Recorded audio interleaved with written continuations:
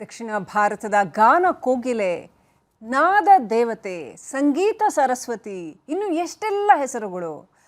ಕನ್ನಡಿಗರ ಮನೆಗಳಲ್ಲಿ ಸ್ಮೃತಿಯಲ್ಲಿ ಇವತ್ತಿಗೂ ಕೂಡ ಅನುರಣಿಸ್ತಾ ಇರ್ತಕ್ಕಂಥ ಸ್ವರ ಅಂದರೆ ಅದು ಎಸ್ ಜಾನಕಿ ಅವರದ್ದು. ಎಸ್ ಜಾನಕಿ ಅವರನ್ನು ಭೌತಿಕವಾಗಿ ಕಳೆದುಕೊಂಡರೂ ಕೂಡ ಅವರ ಶಾರೀರವನ್ನು, ಅವರ ಸಂಗೀತವನ್ನು ಮನೆಗಳಲ್ಲಿ ಮನಸ್ಸುಗಳಲ್ಲಿ ಜನ ಆಸ್ವಾದಿಸ್ತಾ ಇದ್ದಾರೆ. ಕೇವಲ ಅವ್ರನ್ನ ದಕ್ಷಿಣ ಭಾರತಕ್ಕಷ್ಟೇ ಸೀಮಿತಗೊಳಿಸೋದು ಖಂಡಿತವಾಗ್ಲೂ ಸರಿಯಲ್ಲ. ಇಡೀ ವಿಶ್ವಕ್ಕೆ, ನಾದ ಜಗತ್ತಿಗೆ ಒಂದು ಅತ್ಯಮೂಲ್ಯ ಕೊಡುಗೆ ಎಸ್ ಜಾನಕಿ ಅವರು. ಅಂಥ ಎಸ್ ಜಾನಕಿ ಅವರನ್ನು ಎಷ್ಟು ಸಾರಿ ನೆನೆಸಿಕೊಂಡ್ರೂ ಸಾಲದು. ಯಾಕಂತಂದರೆ ಅವರ ಸಂಗೀತ ಲೋಕ ಒಂದು ದೊಡ್ಡ ಸಮುದ್ರ ಇದ್ದ ಹಾಗೆ. ಆ ಸಮುದ್ರದ ಪ್ರತಿ ತೆರೆಯೂ ಕೂಡ ರೋಚಕ, ಪ್ರತಿ ತೆರೆಯೂ ಕೂಡ ರೋಮಾಂಚಕ, ಅಷ್ಟೇ ಅವಿಸ್ಮರಣೀಯ. ಹಾಗೆ ಮತ್ತೆ ಎಸ್ ಜಾನಕಿ ಅವ್ರನ್ನ ನೆನಪಿಸ್ಕೊಳ್ಳುವಂಥ ಸಮಯ, ಎಸ್ ಜಾನಕಿ ಅವರ ಸಂಗೀತ ಲೋಕದಲ್ಲಿ ಮತ್ತೊಮ್ಮೆ ಮುಳುಗೇಳುವಂಥ ಸಮಯ. ನಮ್ಮ ಜೊತೆ ಇವತ್ತು ಇಬ್ಬರು ದಿಗ್ಗಜರಿದ್ದಾರೆ. ಮೊದಲನೆಯವರು ಎಸ್ ಆರ್ ರಾಮಕೃಷ್ಣ ಅವರು. ನಾನೀಗಾಗಲೇ ಈ ಹಿಂದೆ ಕೂಡ ಹೇಳಿದಾಗೆ ಎಸ್ ಆರ್ ರಾಮಕೃಷ್ಣ ಅವರಂಥ ವ್ಯಕ್ತಿ ನಮ್ಮಂಥ ಪತ್ರಕರ್ತರ ಲೋಕಕ್ಕೆ ಒಂದು ರೀತಿಯ ರೋಮಾಂಚನ ಉಂಟು ಮಾಡುವಂಥ ವ್ಯಕ್ತಿ. ಪತ್ರಕರ್ತರು ಹೌದು, ಸಂಗೀತಗಾರರು ಹೌದು, ಸಂಗೀತ ಸಂಯೋಜಕರು ಹೌದು, ಬರಹಗಾರರು ಹೌದು, ಮ್ಯೂಸಿಕಾಲಜಿಸ್ಟ್ ಕೂಡ ಹೌದು, ವಿಶ್ಲೇಷಕರು.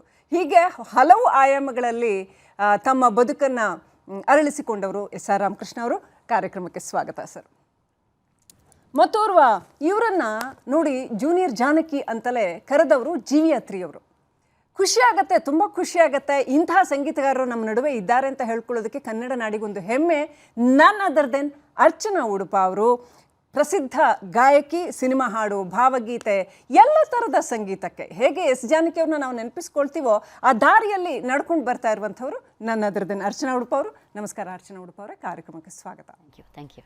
ನನ್ನ ಮೊದಲನೇ ಪ್ರಶ್ನೆ ಅರ್ಚನಾ ಉಡುಪ ಅವರೇ, ಎಸ್ ಜಾನಕಿ ಅವರ ಕುರಿತಾಗಿ ನನಗೆ ಗೊತ್ತು, ನಾನು ಹೀಗೆ ಹೇಳ್ತಾ ಇದ್ದಾಗಲೇ ನಿಮ್ಮ ಸಂಗೀತಗಾರರ ಮನಸ್ಸುಗಳಲ್ಲಿ ಅದೆಷ್ಟು ಥರದ ಭಾವದ ಅಲೆಗಳು ಹೇಳ್ತವೆ, ನೆನಪಿನ ಅಲೆಗಳು ಹೇಳ್ತವೆ ಅಂತ. ನೀವು ಇವ್ರ ಜೊತೆ ಎಲ್ಲ ಒಡನಾಡಿರ್ತೀರಾ. ಆ ಸಂಗೀತ ಲೋಕದಲ್ಲಿ ಚಿಕ್ಕ ವಯಸ್ಸಿನಿಂದನೂ ಮುಳುಗೆದ್ದು ಬಂದಂಥವ್ರು, ಮಿಂದೆದ್ದು ಬಂದಂಥವ್ರು. ಹೇಗೆ ನೆನಪಿಸ್ಕೊಳ್ಳೋದಕ್ಕೆ ಬಯಸ್ತೀರಾ ಜಾನಕಿ ಅಮ್ಮನವರನ್ನು? ಇವತ್ತು ಶರೀರ ನಮ್ಮೊಂದಿಗೆ ಇಲ್ಲದಿರಬಹುದು, ಆದರೆ ಅವರು ಅಗಾಧ ಸಂಗೀತ ಲೋಕದ ಮೂಲಕ ಈ ಕ್ಷಣಕ್ಕೂ ಕೂಡ ನಮ್ಮ ಜೊತೆ ಜೀವಿಸಿದ್ದಾರೆ. ಅವ್ರನ್ನ ಹೇಗೆ ನೆನಪು ಮಾಡ್ಕೊಳಕ್ಕೆ ಬಯಸ್ತೀರಾ? ನೆನಪು ಮಾಡ್ಕೊಳ್ಳೋದು ಅನ್ನೋದು ಬಹುಶಃ ಅದು ತುಂಬ ಒಂದು ಸಿಂಪಲ್ ಪದ ಆಗಬಹುದೇನೋ. ಯಾರನ್ನ ಮರೆಯುವ ಸಾಧ್ಯತೆ ಇರುತ್ತೆ ಅವರನ್ನ ನೆನಪು ಮಾಡ್ಕೊಳ್ತೀವಿ. ಜಾನಕಿ ಅಮ್ಮನ್ನ ಮರೆಯುವ ಸಾಧ್ಯತೆನೇ ಇಲ್ಲ. ಯಾಕಂದರೆ ನನ್ನ ಜೀವನವೇ ಸಂಗೀತ.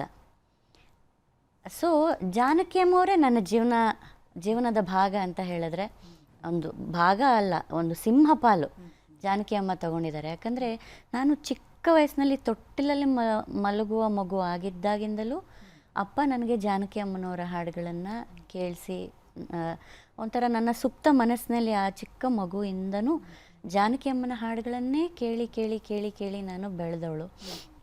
ನಂತರ ಹಾಡಿ ಹಾಡಿ ಹಾಡಿ ಹಾಡಿ ಬೆಳೆದವಳು.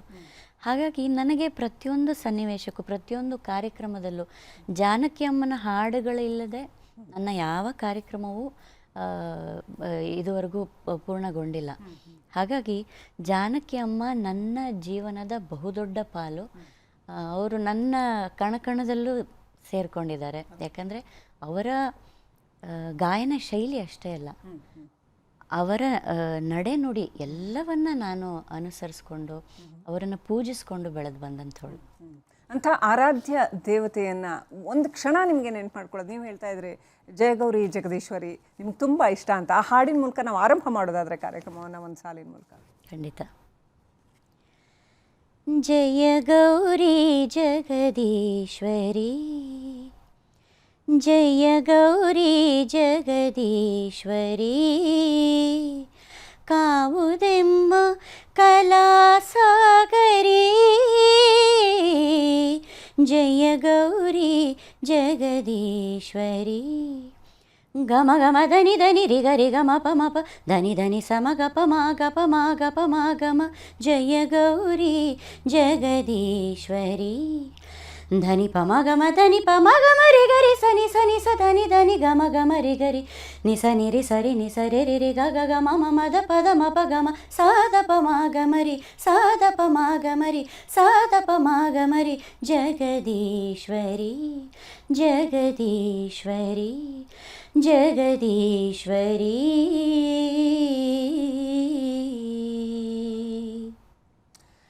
ಅಪ್ಪಟ ಶಾಸ್ತ್ರೀಯ ಸಂಗೀತವನ್ನು ಕೂಡ, ಶಾಸ್ತ್ರೀಯ ಸಂಗೀತವನ್ನು ಕಲಿಯದೇ ಇದ್ದರೂ ಕೂಡ ಜಾನಕಿಯವರು ಅಪ್ಪಟ ಶಾಸ್ತ್ರೀಯ ಸಂಗೀತವನ್ನು ಶಾಸ್ತ್ರೀಯ ಸಂಗೀತಗಾರರಷ್ಟೇ ಅಥವಾ ಅದಕ್ಕಿಂತ ಚೆನ್ನಾಗಿ ಹಾಡಿ ಜಗತ್ತಿನಾದ್ಯಂತ ಮೆಚ್ಚುಗೆ ಗಳಿಸ್ಕೊಂಡವರು. ಜಯಗೌರಿ ಜಗದೀಶ್ವರಿ ಹಾಡಿನ ಕುರಿತಾಗಿ ಮಾತನಾಡೋದಾದ್ರೆ, ಇದು ಜಾನಕಿಯವರ ಶುರು ಮಾಡಿದಾಗ ಹಾಡಿದಂಥ ಒಂದು ಹಾಡು. ಇದು ಕೂಡ ಅವರು ಶಾಸ್ತ್ರೀಯವಾಗಿ ಸಂಗೀತ ಕಲ್ತಿರಲಿಲ್ಲ ಅಂತ ಯಾರಾದರೂ ಹೇಳಿದ್ರೆ ಇದು ನಂಬಕ್ಕೆ ಸಾಧ್ಯನಾ? ಇದು ಆ ಥರ ಅದರಲ್ಲಿ ಒಂದು ಪ್ರೊಫಿಷಿಯನ್ಸಿ ಇದೆ. ಇದು ದ್ವಿಜಾವಂತಿ ಅಂದರೆ ಜೈ ಜೈವಂತಿ ಅನ್ನೋ ರಾಗ. ಇದು ಹಾಡೋದಕ್ಕಂತ ಸುಲಭದ ರಾಗ ಖಂಡಿತ ಅಲ್ಲ. ಅದು 2 ಗಾಂಧಾರ ಬರುತ್ತೆ ಮತ್ತು ಅದರ ಸಂಚಾರ ಸಂಗತಿಗಳು ಅದನ್ನೆಲ್ಲ. ಸೊ ಜಾನಕಿಯವರು ಇಂಥ ಚಾಲೆಂಜಿಂಗ್ ಹಾಡುಗಳನ್ನ ತೊಗೊಂಡು ಹಾಡಿದ್ರು ಅಂದರೆ ಅವರು, ಇದು ಒಂದು ಭಾಳ ಅಚ್ಚರಿಯ ವಿಷಯ ಇದು. ಇನ್ನೊಂದೇನು ಅಂದರೆ ಅವರು ಸುಮಾರು ಇಂಟರ್ವ್ಯೂಗಳಲ್ಲಿ ಹೇಳ್ಕೊಂಡಿದ್ದಾರೆ, ಅವ್ರಿಗೆ ಸ್ವರ ಕೂಡ, ನೊಟೇಷನ್ ಕೂಡ ಅವ್ರು ಬರ್ಕೋತಾ ಇರಲಿಲ್ವಂತೆ ಎಷ್ಟೋ ಸರ್ತಿ. ಹಾಡಿದ್ದನ್ನು ಕೇಳಿ ಅದನ್ನು ಮತ್ತೆ ರೀಪ್ರೊಡ್ಯೂಸ್ ಮಾಡುವಂಥ ಅವ್ರಿಗೆ ಅದ್ಭುತವಾದಂಥ ಶಕ್ತಿ ಇತ್ತು. ಸೊ ಹಾಗಾಗಿ ಅವ್ರಿಗೆ ಇದನ್ನು ಅವರು ತುಂಬ ಏನೂ ಕಷ್ಟ ಇಲ್ದಂಗೆ ಹಾಡ್ಬಿಟ್ಟಿದ್ದಾರೆ. ಅಂದರೆ ಬಾಳೆಹಣ್ಣು ಸುಲ್ಕೊಂಡಂಗೆ ತಿಂದಂಗೆ ಅದು ಹೆಂಗೆ ಸಾಧ್ಯ ಆಯಿತು ಏನು ಅನ್ನೋದು ತುಂಬ ಎಲ್ಲರೂ ಮ್ಯೂಸಿಷಿಯನ್ಸ್ಗೊಂದು. ರಾಮಕೃಷ್ಣ ಸರ್ ಇದಕ್ಕೊಂದು ಶಬ್ದ ಹೇಳ್ತಾ ಇದ್ರು ಲಾಸ್ಟ್ ಟೈಮ್. ಕೊನೆಯದಾಗಿ ಜಾನಕಿಯವ್ರನ್ನ ಏನು ಕರಿಬೋದು ಅಂದರೆ ನಾದಲೋಕದ ವಿಸ್ಮಯ ಅಂತ. ನನ್ನ ಅದರದಿನ ಅದು ಬೇರೆ ಇನ್ನೇನು ಅಲ್ಲ, ನಮಗೆ ಅದನ್ನ ವರ್ಣನೆಗೆ ಸಿಗಲಾರದ ಒಂದು ವಿಸ್ಮಯ ಅದು ಅಂತ. ನಾನೊಂದು ವರ್ಡ್ ಕಾಯಿನ್ ಮಾಡಬಹುದಾ? ನನ್ನ ಪ್ರಕಾರ ಅವರು ಲಿವಿಂಗ್ ಮನುಷ್ಯರ ರೂಪದಲ್ಲಿರುವ ಆರ್ಟಿಫಿಷಿಯಲ್ ಇಂಟೆಲಿಜೆನ್ಸ್. ಯಾಕಂದರೆ ಅವರು ಯಾವ ಧ್ವನಿಯಲ್ಲಿ ಬೇಕಾದರೂ ಯಾವ ರೀತಿಯ ಹಾಡುಗಳನ್ನು ಬೇಕಾದರೂ ಹಾಡ್ತಾರೆ ಆ್ಯಂಡ್ ರೋಬೋಟ್ ಥರ ನಿಂತ್ಕೊಂಡಿರ್ತಾರೆ. ನಿಜ, ಕರೆಕ್ಟ್. ಮೈಕ್ ಮುಂದೆ ನಾವು ಚರ್ಚೆ ಮಾಡ್ತಾ ಇದ್ದಾಗೆ ಮೈಕ್ ಮುಂದೆ ಅವರು ಹಿಂಗೆ ನಿಂತ್ರೆ ಆ ಕಡೆ ಕಡೆ ನಿಂತ್ಕೊಂಡು ಹಾಡ್ತಾ ಇದ್ರು. ಆದ್ರೆ ಅವ್ರ ಧ್ವನಿಯಲ್ಲಿ ಎಲ್ಲ ಬಗೆಯ ರಸಭಾವಗಳು ಉಕ್ಕಿ ಹರಿತಾ ಇದ್ರು. ಹೀಗೆ ಸಾಧ್ಯ ಆಗುತ್ತೆ? ನೀವೊಬ್ರು ಸಿಂಗರ್ ಆಗಿ ಆಯ್ತು ಸರಿ, ನಮ್ಮ ಅಭಿಮಾನ ಅವೆಲ್ಲವೂ ಸರಿ, ಆದ್ರೆ ಪ್ರಾಕ್ಟಿಕಲ್ ಆಸ್ಪೆಕ್ಟ್ ಒಂದಿದೆಯಲ್ಲ, ನೀವೊಬ್ಬ ಸಿಂಗರ್ ಆಗಿ ಅದು ಹೇಗೆ ಸಾಧ್ಯ? Is that a technique or skill ಅಥವಾ ಎಫರ್ಟ್, ಏನದು ಅಂತ ಅನ್ಸುತ್ತೆ? ನನ್ನ ಪ್ರಕಾರ ಈ ಅವರ ಕಾಲದಲ್ಲಿ ಹೀಗೆ ಇರುವಂತೆ ವೇದಿಕೆಗಳಾಗಲಿ, ಈ public performances, you have to interact with the audience, ಅದೆಲ್ಲ ಕಾನ್ಸೆಪ್ಟ್ ಇರಲಿಲ್ಲ. ತೆರೆಯ ಹಿಂದಿನ ಗಾಯಕರು. ಸೊ ಅವರು ಏನೇ ಎಮೋಟ್ ಮಾಡಬೇಕಾದ್ರೂ ಧ್ವನಿಯ ಮೂಲಕವೇ ಮಾಡಬೇಕಾಗ್ತಿತ್ತು, ಹಾವಭಾವದ ಮೂಲಕ ಮಾಡೋ ಅವಶ್ಯಕತೆ ಇರಲಿಲ್ಲ. ಈಗ ನಾವು ಇನ್ಫ್ಯಾಕ್ಟ್ ನೀವು ನನ್ನ ನಾನು ಹಿಂದಿ ರಿಯಾಲಿಟಿ ಶೋಗೆ ಹೋಗಿದ್ದ ವಿಡಿಯೋ ಏನಾದ್ರು ತೆಗೆದು ನೋಡಿದ್ರೆ ನಾನು ಹಿಂಗೆ ನಿಂತ್ಕೊಂಡೆ ಹಾಡ್ತಿದ್ದಿದ್ದು, ಅಲ್ಲಿ ಎಲ್ಲ ಬೈಯೋರು ಸರ್ ನನಗೆ. ಏನಾದರೂ ಒಂದು ಕೈ ಆದರೂ ಒಂಚೂರು ಹಿಂಗೆ ಮಾಡು. ಸೊ ನಾನು ಬಲವಂತವಾಗಿ ಕೈ ಹಿಂಗೆ ಮಾಡ್ತಿದ್ದಿದ್ದು ಎಷ್ಟು ನನಗೆ ಈಗ ನೋಡಿದ್ರೆ ಎಷ್ಟು ನಗು ಬರುತ್ತೆ ಅಂದರೆ, ಎಷ್ಟು ಫೇಕಾಗಿ ಕಾಣಿಸ್ತಾ ಇತ್ತು. ಅದು ಸುಮ್ಮನೆ ಆಟೋಮ್ಯಾಟಿಕಲಿ ಕೈ ಏನೋ ಹಿಂಗೆ ಮಾಡ್ತಾ ಇದ್ದಿದ್ದು. ಸೊ ಬರ್ತಾ ಬರ್ತಾ ಬರ್ತಾ ಏನಾಯಿತು, ನಾವು ಏನೋ ಒಂದು ಕನೆಕ್ಟ್ ಆಗಬೇಕು ಆಡಿಯನ್ಸ್ ಜೊತೆ, ಐ ಕಾಂಟ್ಯಾಕ್ಟ್ ಮಾಡಬೇಕು, ಅವ್ರ ಜೊತೆ ಏನೋ ಒಂದು ಸಂಭಾಷಣೆ ಮಾಡಬೇಕು, ಅವರನ್ನು ನಾವು ಕುಣಿಸ್ಬೇಕು. ಇದೆಲ್ಲ ಒತ್ತಡಗಳು ನಮ್ಮ ಮೇಲೆ ಬಂದು ಎವಾಲ್ವ್ ಆಗ್ತಾ ಆಗ್ತಾ ಆಗ್ತಾ ಈ ಹಾವಭಾವಗಳೆಲ್ಲ ನಂತರ ಬಂದಿದ್ದು. ಸೊ ಜಾನಕಿ ಅಮ್ಮನವರು, for example even P Sushil ಅವರು ಕೂಡ ಹಾಗೆಯೇ ನಿಂತು ಹಾಡ್ತಾ ಇದ್ದಂಥವ್ರು. ಬಟ್ ಜಾನಕಿ ಅಮ್ಮ ಅವರಂತೂ ಬೇರೆ ಲೆವೆಲಲ್ಲಿ, ಅಂದರೆ ಅವರು ಕೈ ಕೂಡ ಏನು ಒಂಚೂರು ಹೀಗೆ ಕೂಡ ಮಾಡ್ತಿರ್ಲಿಲ್ಲ. ಸೊ ಅದು ಒಂದೇ ಒಂದು ಕ್ರಿಯೇಷನ್ ಅನಿಸುತ್ತೆ, ಸಿಂಗಲ್ ಪೀಸ್ ಅದು. ಅದಕ್ಕೆ ಎಸ್ ಆರ್ ರಾಮಕೃಷ್ಣ ಅವರು ಲಾಸ್ಟ್ ಟೈಮ್ ಹೇಳ್ತಾ ಇದ್ರು ಏನು ಅಂತಂದರೆ, ಅವರು ಧ್ವನಿಯ ಮುಖಾಂತರವೇ ನಟನೆ, ಅವರು ಎಲ್ಲ ನಟನೆ, ಎಲ್ಲ ಭಾವಾಭಿವ್ಯಕ್ತಿ ಪೂರ್ತಿ ಅವರ ಧ್ವನಿಯೇ ಆಗಿತ್ತು. ನಟಿಯರು ಹೇಳೋರು ಅಂದರೆ ಈ ಭಾರತಿ ಅಮ್ಮನವ್ರು ಇರ್ಬೋದು, ಜಯಂತಿ ಅಮ್ಮನವ್ರು ಇರ್ಬೋದು, ಅವ್ರುಗಳು ಹೇಳೋರು, ಈಗ ಜಾನಕಿ ಅಮ್ಮ ಹಾಡ್ಬಿಟ್ರೆ ನಮ್ಮ ಕೆಲಸ ಸುಲಭ ಆಗೋಗುತ್ತೆ ಅಂತ. ಅವ್ರು ಅಷ್ಟು ಎಮೋಟ್ ಮಾಡಿ ಹಾಡಿರ್ತಾರೆ, ನಮಗೆ ಬಹಳ ಸುಲಭ ನಮ್ಗೆ ಅದನ್ನು ಅಭಿನಯಿಸೋದು ಅಂತ. ಓಕೆ, ಯಾವ ಜನ್ಮದ ಮೈತ್ರಿ ಕಳೆದ ಸರಿ ಮಾತನಾಡ್ತಾ ಇದ್ವಿ. ಆಳವಾದಂಥ ಆಧ್ಯಾತ್ಮ ಲೇಪವಿರುವ ಹಾಡು ಅಂತ ಮಾತನಾಡ್ತಾ ಇದ್ವಿ. ಸೊ ಅದನ್ನ ಇನ್ನೊಂದ್ಸರಿ ನೆನಪಿಸ್ಕೊಳ್ಳೋದಾದರೆ ಕುವೆಂಪು ಅವರ ರಚನೆ ಜೊತೆಗೆ ಇವ್ರು ಹಾಡಿರ್ತಕ್ಕಂಥ ರೀತಿ, ಅವ್ರು ಕೊಟ್ಟಿರ್ತಕ್ಕಂಥ ಡೆಪ್ತು, ಮತ್ತೊಮ್ಮೆ ಅದನ್ನ ನೆನ್ಪು ಮಾಡ್ಕೊಳ್ಳೋದು. ಅದೇ ಈ 60ನೇ ದಶಕದ ಹಾಡುಗಳನ್ನ ಕೇಳಿದ್ರೆ ನೀವು ಅದು ಭಾವಗೀತೆಗಳ ಥರಾನೇ ಕೇಳುತ್ತೆ. ಈಗ ಯಾವ ಜನ್ಮದ ಮೈತ್ರಿ ಇರ್ಬೋದು, ಈಗ ಗಾಳಿ ಗೋಪುರ ಜ್ಞಾಪಿಸ್ಕೊತಾ ಇದ್ರಿ ನೀವು. ಆ ಥರ ಈ ಕಾವ್ಯ ಅಂದರೆ ನಮ್ಮ ಉತ್ಕೃಷ್ಟ ಕಾವ್ಯವನ್ನು ತಗೊಂಡು ನಮ್ಮ ಸಾಹಿತ್ಯ ಲೋಕದ ಒಳ್ಳೊಳ್ಳೆ ಕೃತಿಗಳನ್ನು ಅವರು ಹಾಡಾಗಿ ಮಾಡಿ ಸಿನಿಮಾದಲ್ಲಿ, ರೇಡಿಯೋದಲ್ಲಿ ಹಾಡ್ತಾಯಿದ್ರು. ಯಾವ ಜನ್ಮದ ಮೈತ್ರಿ ಮತ್ತು ಮೂಡಣ ಮನೆಯ ಮುತ್ತಿನ ನೀರಿನ ಈ ಥರ ಸುಮಾರು ಹಾಡುಗಳು ನಮ್ಮ ಕಾವ್ಯ ಓದೋರ್ಗೆ ಮಾತ್ರ ಗೊತ್ತಿತ್ತೆ ಹೊರತು ಬೇರೆಯವ್ರಿಗೆ ಗೊತ್ತಿರಲಿಲ್ಲ. ಅದನ್ನು ಹೀಗೆ ಮಾಡೋದ್ರಲ್ಲಿ ಜಾನಕಿ ಅವ್ರ ಪಾತ್ರ ತುಂಬ ದೊಡ್ಡದು. ಬಟ್ ಒಂದು ತುಂಬ ಖುಷಿ ವಿಷಯ ಆವತ್ತಿನ ಕಾಲಕ್ಕೆ ಅಂದರೆ ಸರ್, ನೀವು ಹೇಳಬೇಕು ಇದ್ರ ಬಗ್ಗೆ, ಭಕ್ತಿಗೀತೆ, ಶಾಸ್ತ್ರೀಯ ಸಂಗೀತ ಅಥವಾ ಭಾವಗೀತೆ ಅಥವಾ ಇದು ಕಾವ್ಯ, ಈ ಥರದ ಬೈಫರ್ಕೇಷನನ್ನು ಆವತ್ತಿನ ಸಂಗೀತಗಾರರು, ಕಂಪೋಸರ್ಸು ಇಟ್ಕೊಂಡಿರಲಿಲ್ಲ, ಹಾಡುಗಾರರು ಇಟ್ಕೊಂಡಿರಲಿಲ್ಲ. ಎಲ್ಲವೂ ಸಂಗೀತವೇ, ಎಲ್ಲವನ್ನೂ ಅಷ್ಟೇ ಚೆನ್ನಾಗಿ ಹಾಡೋರು, ಅದನ್ನು ಸಿನಿಮಾಗಳಲ್ಲೂ ಬಳಸ್ಕೊಳ್ಳೋರು. ಇವತ್ತಿನ ಹಾಗೆ ಶಾಸ್ತ್ರೀಯ ಸಂಗೀತದಿಂದ ಸಿನಿಮಾ ಸಂಗೀತ ಬಹಳ ದೂರ ಅನ್ನೋ ಥರದ ಸ್ಟ್ರಿಕ್ಟ್ ಬೈಫರ್ಕೇಷನ್ಸ್ ಏನು ಇರಲಿಲ್ಲ ಅಂತ. ಹೌದು, ಅದು ಮೊದಲು ಸಿನಿಮಾ ಹಾಡೆಲ್ಲ ರಾಗಗಳಲ್ಲೇ ಇಂಥ ರಾಗದಲ್ಲೇ ಮಾಡಿರ್ತಾರೆ ಅಂತ. ಈಗ ನೀವು ಹಳೆ ಸೈಗಲ್ ಹಾಡುಗಳು ಇನ್ನೊಂದು ಕೇಳಿದ್ರೆ ಬಾಬುಲು ಮೊರ ಇರ್ಬೋದು, ಇದೆಲ್ಲ ಇಂಥ ರಾಗ ಅಂತ ಹೇಳ್ಬೋದಂತ ಒಂದು ಪದ್ಧತಿ ಇತ್ತು. ಬರ್ತಾ ಬರ್ತಾ ಅದು ಬದಲಾಗ್ತಾ ಹೋಯ್ತು. ಬೇರೆ ಥರ ಶೈಲಿಗಳು, ಪಾಶ್ಚಾತ್ಯದ ಇನ್ಫ್ಲುಯೆನ್ಸ್ ಹೆಚ್ಚಾಗ್ತಾ ಹೋಯ್ತು. ಮತ್ತು ಕೆಲವರು ಇದು ಅಬ್ಸರ್ವ್ ಮಾಡಿದ್ದಾರೆ. ಮೊದಲೆಲ್ಲ ಈಗ ಕರ್ನಾಟಕ ಸಂಗೀತ, ನಮ್ಮ ಕರ್ನಾಟಕ ಸಂಗೀತದ ರಾಗಗಳನ್ನ ತಗೊಂಡು ಸಿನಿಮಾದಲ್ಲೂ ಹಾಡೋರು, ಹೀರೋಗಳು ಹಾಡೋರು. ಬರ್ತಾ ಬರ್ತಾ ಏನಾಯಿತು ಅಂದರೆ ತುಂಬ ತಮಾಷೆ ಸಂದರ್ಭಗಳಿಗೆ ಮಾತ್ರ ನಮ್ಮ ಕರ್ನಾಟಕ ಸಂಗೀತ. ಆಮೇಲೆ ಅವಾಗೆಲ್ಲ ರಾಕ್ಷಸರಿಗೆ ವೆಸ್ಟರ್ನ್ ಮ್ಯೂಸಿಕ್, ಅವ್ರಿಗೆ ಇಂಗ್ಲಿಷ್ ಟ್ಯೂನ್ಗಳು, ಬ್ಯಾಂಡ್ ಟ್ಯೂನ್ಗಳ ಥರ ಪಪ್ಪ ಪಪ್ಪ ಪಪ್ಪ ಪಪ್ಪ ಪಪ್ಪ ಪಪ್ಪ ಈ ಥರ ರಾಕ್ಷಸರಿಗೆ ವೆಸ್ಟರ್ನ್ ಮ್ಯೂಸಿಕ್ ಅಂತ, ಒಳ್ಳೆಯವ್ರಿಗೆ ಕರ್ನಾಟಕ ಸಂಗೀತ ಅಂತ. ಈಗ ಸ್ವಲ್ಪ ಹೀರೋಗಳು ಹಾಡೋ ವೆರಿ ಇಂಟ್ರೆಸ್ಟಿಂಗ್ ಸರ್ ಟ್ಯೂನ್ಗಳೆಲ್ಲ ಇಟ್ಸ್ ಮೋರ್ ವೆಸ್ಟರ್ನೈಸ್. ನಮಗೆ ಅದು ಬೇರೆ ಥರ ಎಕ್ಸ್ಪೋಜರ್ ಆಗಿದೆ. ಬೇರೆ ಬೇರೆ ಥರ ಸಂಗೀತಗಳನ್ನ ನಾವು ಕೇಳಿ ಕಂಪೋಸರ್ಗಳು ಬೇರೆ ಬೇರೆ ಥರ ಪ್ರಯೋಗಗಳನ್ನ ಮಾಡ್ಕೊಂಡ್ಬಂದಿದ್ದಾರೆ. ಎಕ್ಸೆಪ್ಷನ್ ಅಂತ ಹೇಳಬೇಕು, ದುರಂಧರ್ ಮೂವಿನಲ್ಲಿ ಈ ಸಾರಿ ನಾನು ಗಮನಿಸಿದ್ದು ಅದರಲ್ಲಿ ಶಾಸ್ತ್ರೀಯ ಸಂಗೀತನೂ ಅಷ್ಟೇ ಚೆನ್ನಾಗಿ ಬಳಸ್ಕೊಂಡಿದ್ದಾರೆ, ಪಾಶ್ಚಾತ್ಯ ಸಂಗೀತನೂ ಅಷ್ಟೇ ಚೆನ್ನಾಗಿ ಬಳಸ್ಕೊಂಡಿದ್ದಾರೆ. ಆ ಥರ ಫ್ಯೂಸ್ ಮಾಡಿದ್ದಾರೆ ಅದನ್ನು ಮಾಡಿದ್ದಾರೆ ಅಂತ. ಅದೇ ನಾತೋ ಕಾರ್ವಾಕಿ ತಲಾಶೆ ಅನ್ನೋ ಅಂತ ಒಂದು ಸೂಫಿ ಶೈಲಿಯ ಹಾಡನ್ನು ತಗೊಂಡು ವೆಸ್ಟರ್ನ್ ಫ್ಯೂಸ್ ಮಾಡಿದ್ದಾರೆ. ಈಗ ತುಂಬ ಫ್ಯೂಸ್ ಮಾಡೋದು ನಡೀತಾ ಇದೆ, ಫ್ಯೂಷನ್. ಅಟ್ಲೀಸ್ಟ್ ಅಷ್ಟು ಎಕ್ಸ್ಕ್ಲೂಷನ್ ಇಲ್ಲ ಅಂತ ಶಾಸ್ತ್ರೀಯ ಸಂಗೀತದ ಕುರಿತಾದ ಅಷ್ಟು.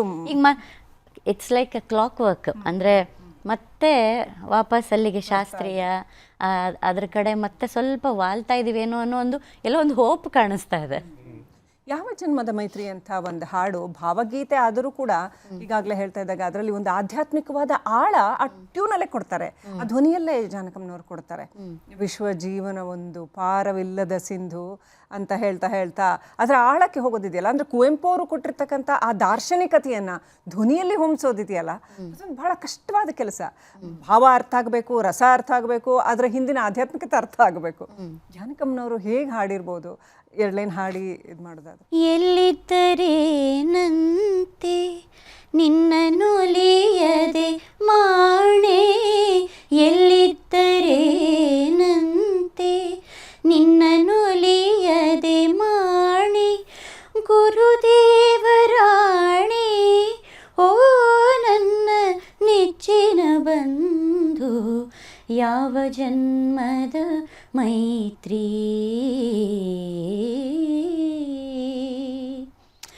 ಬಹುಶಃ ಅವರು ಆ ಹಾಡನ್ನು ಹಾಡೋದಕ್ಕೆ ಮುಂಚೆ ಎಷ್ಟು ಹೋಮ್ವರ್ಕ್ ಆ್ಯಂಡ್ ಡೆಡಿಕೇಶನ್ ಅದರ ಹಿಂದೆ ಇರ್ತಾಯಿತ್ತು ಅನ್ನೋದು ನಾನು ಊಹೆ ಮಾಡ್ಕೊಳ್ಳೋದಾದರೆ, ಅವರು ಅದರ ಅರ್ಥವನ್ನು ಆ್ಯಂಡ್ ಅವರು ಕನ್ನಡ ತುಂಬ ನಿರರ್ಗಳವಾಗಿ ಮಾತಾಡ್ತಾರೆ, ಬಹಳಷ್ಟು ಲ್ಯಾಂಗ್ವೇಜಸ್ನ ತುಂಬ ನಿರರ್ಗಳವಾಗಿ ಮಾತಾಡ್ತಾರೆ, ಅದು ಒಂದು ಪ್ಲಸ್ ಪಾಯಿಂಟ್. ಸೊ ಅವರು ಆ ಭಾಷೆಯನ್ನು ಮತ್ತು ಕವಿಯ ಆಶಯವನ್ನು, ಆ ಭಾವಾರ್ಥವನ್ನು ಎಲ್ಲ ಕೇಳಿ ತಿಳ್ಕೊಂಡು ನಿಮ್ಗೊಂದು ಎಕ್ಸಾಂಪಲ್ ಹೇಳ್ತೀನಿ. ಎಸ್ ಪಿ ಬಾಲು ಸರ್ ಒಂದು HS ವೆಂಕಟೇಶ್ ಮೂರ್ತಿಯವರ ಒಂದು ಹಾಡನ್ನು ಹಾಡಬೇಕಾಗಿತ್ತು. ಅವ್ರು ಬಾಲು ಸರ್ ತೀರ್ಕೊಳ್ಳೋದಕ್ಕೆ ಕೆಲವು ತಿಂಗಳುಗಳ ಮುಂಚೆ ನಡೆದಿದ್ದು. ನನಗೆ ಫೋನ್ ಮಾಡಿದರು. ಫೋನ್ ಮಾಡಿಬಿಟ್ಟು ಸಾಹಿತ್ಯವನ್ನು ಓದಿ ಹೇಳಿಬಿಟ್ಟು ನನಗೆ ಇದರ ಅರ್ಥ ತಿಳಿಸು ಅಂತ ಹೇಳಿದ್ರು. ಬಿಕಾಸ್ ನಾನು ಕನ್ನಡ ಸಾಹಿತ್ಯನ ಓದಿದವಳು ಅಂತ ಗೊತ್ತಿತ್ತು ಅವರಿಗೆ. ಆಮೇಲೆ ನಾನು ಅದರ ಅರ್ಥವನ್ನೆಲ್ಲ ಅವ್ರಿಗೆ ವಿವರಿಸಿ ಹೇಳಿದ್ಮೇಲೆ ಅವರ ದೊಡ್ಡತನ ನೋಡಿ, ನಾನು ಒಂದು ಚಿಕ್ಕ ಕಲಾವಿದೆ. ಅವರು ನನಗೆ ಫೋನ್ ಮಾಡಿ ನನ್ನ ಹತ್ರ ಅದರ ಅರ್ಥವನ್ನು ತಿಳ್ಕೊಂಡು, ಸೊ ಕಲಿಕೆಗೆ ವಯಸ್ಸಿಲ್ಲ, ಯಾರಿಂದ ಬೇಕಾದರೂ ನಾವು ಕಲ್ತ್ಕೋಬಹುದು, ದೊಡ್ಡವ್ರ ಹತ್ರನೇ ಕಲಿಬೇಕು ಅಂತಿಲ್ಲ, ಚಿಕ್ಕವ್ರ ಹತ್ರನೂ ಏನೋ ತಿಳ್ಕೊಬಹುದು ಅನ್ನುವಂಥ ಒಂದು ಭಾವನೆ ಇದೆಯಲ್ಲ, ಅದು ನಾವು ತುಂಬ ಕಲ್ತ್ಕೋಬೇಕಾಗತ್ತೆ. ಇವಾಗೆಲ್ಲ ಎಲ್ಲರ ನಡುವೆ ತುಂಬ ಏನಂತಾರೆ, ಇವ್ರು ಹೇಳ್ತಾರಲ್ಲ GSS ಅವರು, ಎಷ್ಟು ಕಷ್ಟವೋ ಹೊಂದಿಕೆ ಎಂಬುದು 4 ದಿನದ ಈ ಬದುಕಿನಲ್ಲಿ ಅಂತ. ಆ ಥರ ಎಲ್ಲ ನಮ್ಮ ಈಗೋಗಳ ಗೋಡೆಗಳ ನಡುವೆ ನಾವು ಸಿಗಾಕೊಂಡಿದ್ದೀವಿ. ಬಟ್ ಇಂಥ ದೊಡ್ಡ ಕಲಾವಿದರು ಚಿಕ್ಕವರಿಂದ ಕೂಡ ಎಲ್ಲ ಕೇಳಿ ತಿಳ್ಕೊಂಡು ನಂತರ ಅವರು ರೆಕಾರ್ಡಿಂಗಿಗೆ ಹೋದರು. So see the amount of dedication. ಹಾಗೆ ಬಹುಶಃ ಜಾನಕಿ ಅಮ್ಮನವರು ಕೂಡ ಎಲ್ಲವನ್ನ ತಿಳ್ಕೊಂಡು ಅದಕ್ಕೆ ಆ ಪದಗಳಿಗೆ ಯಾವ ರೀತಿಯ ಭಾವನೆಯನ್ನು ಕೊಟ್ಟರೆ ಚಂದ ಅನ್ನುವಂಥದ್ದನ್ನು ನೋಡಿ, ಆಮೇಲೆ ಆ ಕಂಪೋಸರ್ಸ್ ಕೂಡ ಅದರಲ್ಲಿ ಅಷ್ಟು ಕೆಲಸ ಮಾಡಿ ಹಾಕ್ಬಿಟ್ಟಿರ್ತಾರೆ ಆಲ್ರೆಡಿ. ಇದು ಸಂಗೀತವೇ ಹಾಗಿರುತ್ತೆ. ಬಟ್ ಅದು ಖಂಡಿತವಾಗ್ಲೂ ನಾ ಹೇಳ್ತೀನಿ, ಇದೆಲ್ಲ ಟೀಮ್ ವರ್ಕ್ ಮೇನ್ಲಿ. ಮತ್ತೆ ಆಮೇಲೆ ಫೋರ್ ಫ್ರಂಟಲ್ಲಿ ಬಂದು ನಿಲ್ಲೋದು ಗಾಯಕರು. ಬಟ್ ಆ ಕಾಂಪೋಸಿಷನಲ್ಲೇ ವೆಯ್ಟೇಜ್ ಇಲ್ಲ ಅಂದರೆ ಗಾಯಕರು ಎಷ್ಟೇ ಪ್ರಯತ್ನ ಪಟ್ಟರು ಅದು ಜನರ ಮನಸ್ಸಿನಲ್ಲಿ ನಿಲ್ಲೋದು ಕೂಡ ಕಷ್ಟ ಆಗುತ್ತೆ. ಹಾಗಾಗಿ ಎಷ್ಟೋ ಹಾಡುಗಳು ಬಿದ್ದೋಗ್ತವೆ, ದೊಡ್ಡ ಗಾಯಕರು ಹಾಡಿದ್ರು ಕೂಡ. ಸೊ ಇದರಲ್ಲಿ ಕಂಪೋಸರ್ ಅವರ ಒಂದು ಯೋಗದಾನ ಕೂಡ, ಮತ್ತೆ ಗಾಯಕರು ಅವರ ಭಾವನೆಯನ್ನು ತುಂಬಿ ಹಾಡೋದು, ಇದೆಲ್ಲವೂ ಸೇರ್ಕೊಂಡಿರೋದು. ಹಾಡು ಬರೆದವರು ಅಂತಂದಾಗ ಅನೇಕ ಎಲ್ಲ ಹಾಡುಗಳು ಅದೇ ರೀತಿ ಇದೆ. ಆ ಕಾಲದ ಹಾಡುಗಳಲ್ಲಿ ಅದು ಭಾಷೆಯ ಔನ್ನತ್ಯವನ್ನು ಅಷ್ಟೇ ಚೆನ್ನಾಗಿ ಅವರು ಬಳಸ್ಕೊಂಡಿರುವಂಥದ್ದು, ಎಲ್ಲೂ ಕೂಡ ಅದನ್ನು ಕಳಪೆ ಮಾಡಿಲ್ಲ ಅಂತ.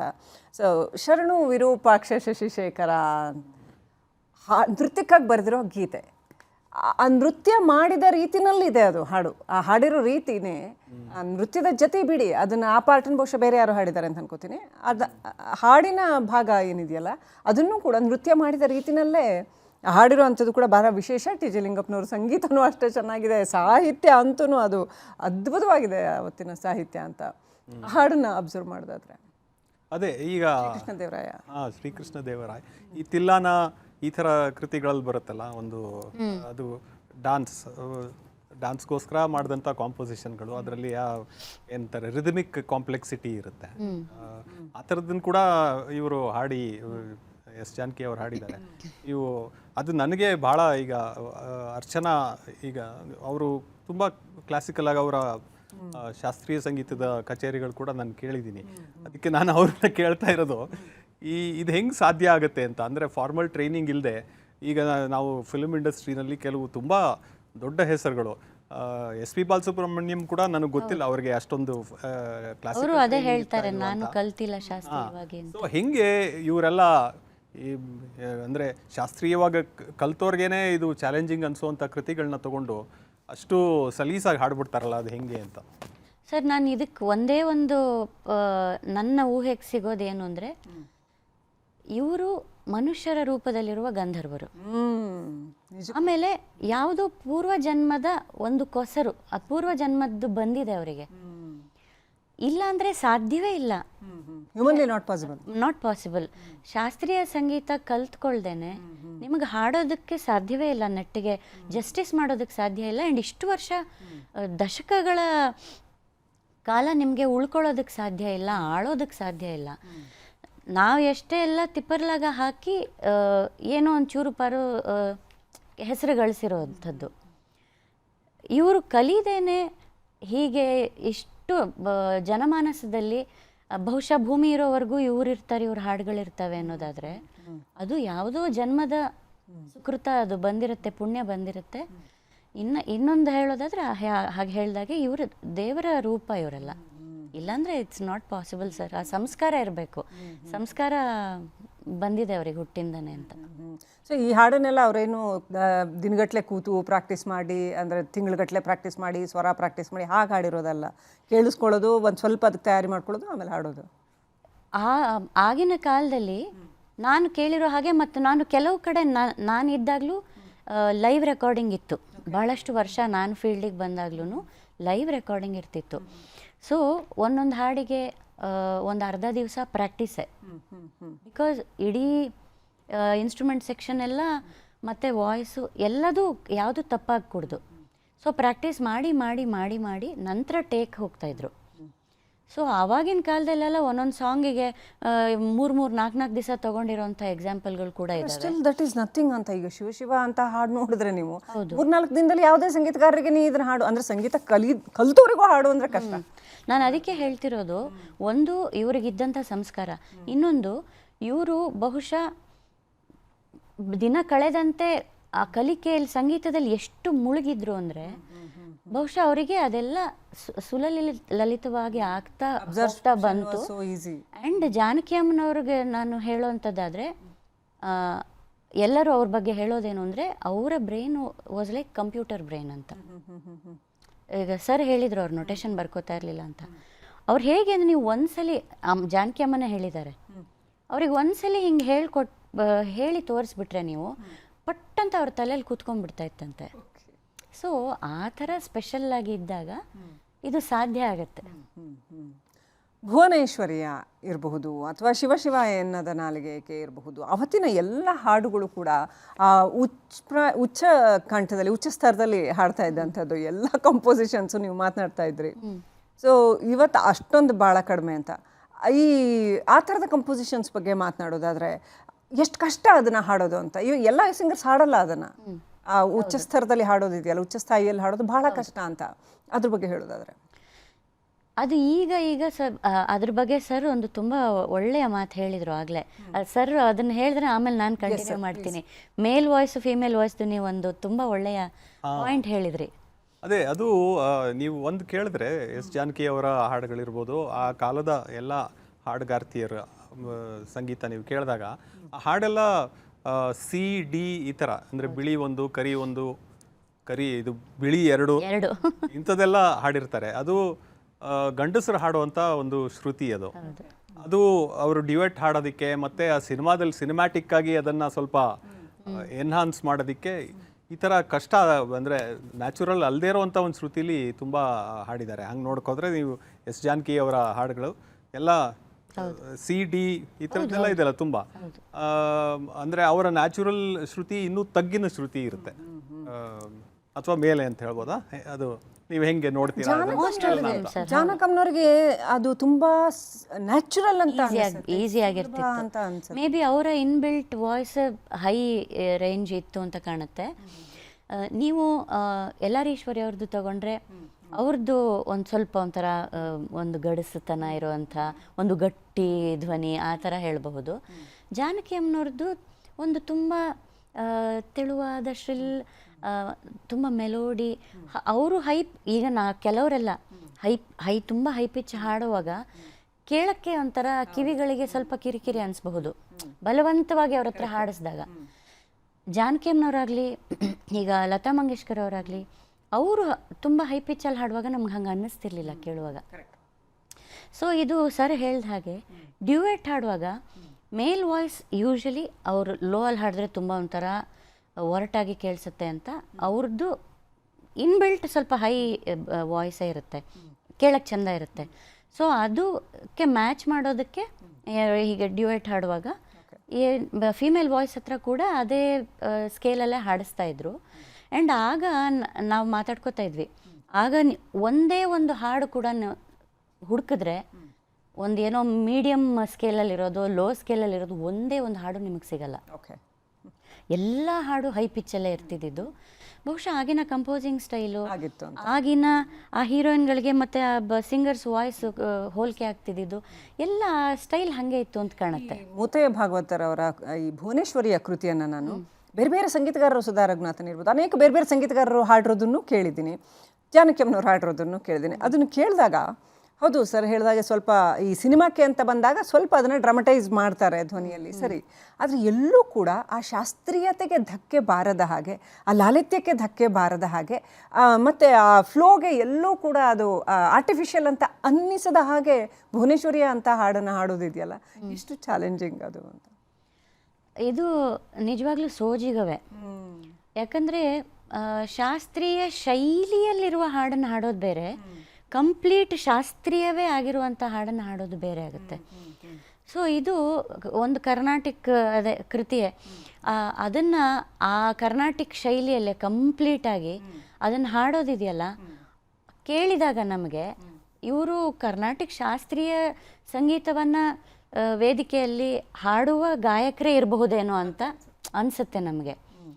ಸೊ ಗಾಯಕರ ಬಿಗ್ಗೆಸ್ಟ್ ಪ್ಲಸ್ ಪಾಯಿಂಟ್ ಏನು ಅಂದರೆ, ಯಾವ ಅಚ್ಚಿನಲ್ಲಿ ನೀವು ಅವರನ್ನು ಹಾಕ್ತಿರೋ ಆ ಅಚ್ಚಿನಲ್ಲಿ ಅವ್ರು ಕೂತ್ಕೋಬೇಕು. ಅದು ಬಹುಶಃ ಜಾನಕಿ ಅಮ್ಮನವರ USP ಅಂತ ಕಾಣುತ್ತೆ. ಶಾಸ್ತ್ರೀಯದ ಹಾಡನ್ನು ಹಾಡಿ ಅಂದರೆ ಅವರೇ ಶಾಸ್ತ್ರೀಯ ಗಾಯಕರೇನೋ, ಪಳಗಿದಂಥ ಗಾಯಕರು ಅನ್ನೋಷ್ಟು ಚಂದ ಅವರು ಅದನ್ನು ಹಾಡ್ತಾಯಿದ್ರು. ಯಾವುದೋ ಒಂದು ಮಗುವಿನ ಧ್ವನಿಯಲ್ಲಿ ಹಾಡಿ ಅಂದರೆ ಅದನ್ನು ನಾನು ಆ ಸಾಂಗ್ ಕೇಳಿಲ್ಲ, ಬಟ್ ನನಗೆ ಅವರು ಗಂಡಿನ ಧ್ವನಿಯಲ್ಲಿ ಕೂಡ ಒಂದು ಹಾಡು ಹಾಡಿದ್ದಾರೆ ಅಂತ ನಾನು ಕೇಳಿದ್ದೀನಿ. ಸೊ ಇಷ್ಟೊಂದು ವರ್ಸಟ್ಯಾಲಿಟಿ ಇದೆಯಲ್ಲ, ಇಟ್ಸ್ ಅ ಗಿಫ್ಟ್. ಸೊ ಅವರು ಅದನ್ನು ಗಿಫ್ಟಾಗಿ ಪಡ್ಕೊಂಡು ಬಂದಿದ್ದಾರೆ. ಭುವನೇಶ್ವರಿಯ ಹಾಡ್ಬೋದಾ ಒಂದೆರಡು? ಖಂಡಿತ. ಭುವನೇಶ್ವರಿಯ ನೆನೆ ಮಾನಸವೇ, ಭುವನೇಶ್ವರಿಯ ನೆನೆ ಮಾನಸವೇ, ಭವಬಂಧಗಳ ಭೀತಿಯ ಬಿಡುವೆ, ಭುವನೇಶ್ವರಿಯ ನೆನೆ ಮಾನಸವೇ, ಭುವನೇಶ್ವರಿಯ. Very beautiful. ಹಮ್ಮಿಂಗ್ ಜಾನಕಿ ಅವರ ಅದು ಯಾವ ಜನ್ಮದ ಮೈತ್ರಿ ಇರ್ಬೋದು ಅಥವಾ ಶರಣು ವಿರೂಪ, ಯಾವುದೇ ಹಾಡು ತಗೊಳ್ಳಿ, ಅದರ ಆ ಹಮ್ಮಿಂಗ್ ಶೈಲಿ ಇದೆಯಲ್ಲ ಜಾನಕಿ ಅವರದ್ದು, ಆ ಹಮ್ಮಿಂಗ್ ಶೈಲಿಯ ಒಂದು ವಿಶೇಷ ಅಂತ. ಆ ಹಮ್ಮಿಂಗಲ್ಲೇ ನಿಮಗೆ ಇಡೀ ಹಾಡಿನ ಎಸೆನ್ಸು, ಭಾವ ಎಲ್ಲ ಸಿಕ್ಕಿಬಿಡತ್ತೆ ಅಂತ. ಬೇರೆ ಯಾರಲ್ಲೂ ನಾನು ಅಂಥ ಹಮ್ಮಿಂಗ್ ಕಾಣಲಿಲ್ಲ. ಆ ಡೈನಾಮಿಕ್ಸ್ ಇದೆಯಲ್ಲ, ಜಾನಕಿ ಅಮ್ಮನವ್ರದ್ದು ಒಂದು ಸ್ಪೆಷಾಲಿಟಿ ಅಂತ ಹೇಳ್ತೀನಿ. ನಾನು ಎಲ್ಲೂ ನೋಡಲಿಲ್ಲ ಆ ಥರ. ಲತಾ ಮಂಗೇಶ್ಕರ್ ಅವರಲ್ಲಿ ಇದೆ, ಅದು ಆಶಾ ಭೋಸ್ಲೆ ಅವರಲ್ಲಿದೆ. ಆಮೇಲೆ ಎಲ್ಲೂ ಬಹಳ ಅಪರೂಪವಾದಂಥದ್ದು. ಅದೇನು ಮೈಕ್ ಸಿಂಗಿಂಗ್ ಮಾಡ್ತಿದ್ರು ಅಥವಾ ಧ್ವನಿಯಲ್ಲೇ ಆ ಫೇಡ್ ಇನ್ ಫೇಡ್ ಔಟ್ ಮಾಡ್ತಿದ್ರು, ಅದು ನನಗೆ ಬಹುಶಃ ಅವ್ರು ರೆಕಾರ್ಡಿಂಗ್ ಮಾಡೋ ಟೈಮಲ್ಲಿ ಹೋಗಿ ನೋಡಿದಿದ್ರೆ it would have been a treat ಅನಿಸುತ್ತೆ ಅದು ನೋಡಲಿಕ್ಕೆ. ಹೇಗೆ ಅದನ್ನು ತರ್ತಾ ಇದ್ದು. ಇವಾಗೆಲ್ಲ ಮೈಕ್ ಸಿಂಗಿಂಗ್ ಮಾಡ್ತಾರೆ ಸರ್, ಈಗ ಬಂದಿರೋ ಟೆಕ್ನಿಕ್ಕು. ಅಂದರೆ ನೀವು ಮೈಕ್ ಹಿಂಗೆ ಹಿಡ್ದಿದ್ರೆ ಜೋರಾಗಿ ಧ್ವನಿ ಬರಬೇಕು ಅಂದಾಗ ಮೈಕನ್ನು ಬಾಯಿ ಹತ್ತಿರ ಇಟ್ಕೋತಾರೆ, ಸಾಫ್ಟಾಗಿ ಬರಬೇಕು ಅಂದಾಗ ಸ್ವಲ್ಪ ಹೀಗೆ ಸೈಡಿಗೆ ಹೋಗ್ತಾರೆ. ಸೊ ಮೈಕಲ್ಲಿ ಅವ್ರ ಮಾಡ್ಯುಲೇಷನ್ ಹೊರ ತರ್ತಾರೆ ಹೊರತು ವಾಯ್ಸ್ ಮೇಲೆ ಹೆಚ್ಚಿನ ಪ್ರೆಷರ್ ಕೊಡ್ಲಿಕ್ಕೆ ಹೋಗಲ್ಲ. ಅದು ಒಂದು ಚಾಲೆಂಜೇ.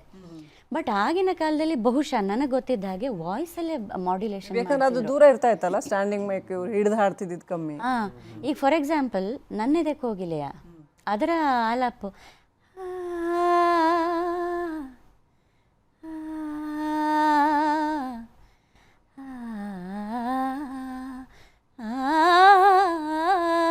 ಈ ಥರ ಸಾಫ್ಟ್ ಮಾಡೋದು, ಒಂದು ಮತ್ತು ಜೋರಾಗಿ ಧ್ವನಿ ಹೊರಡಿಸೋದು, ಇದೆಲ್ಲ ಅಮೇಝಿಂಗ್ ಅಮೇಝಿಂಗ್. ಅದು ಜಾನಕಿ ಅಮ್ಮನವರು ಎಕ್ಸ್ಪರ್ಟ್ ಅದರಲ್ಲಿ. Okay okay.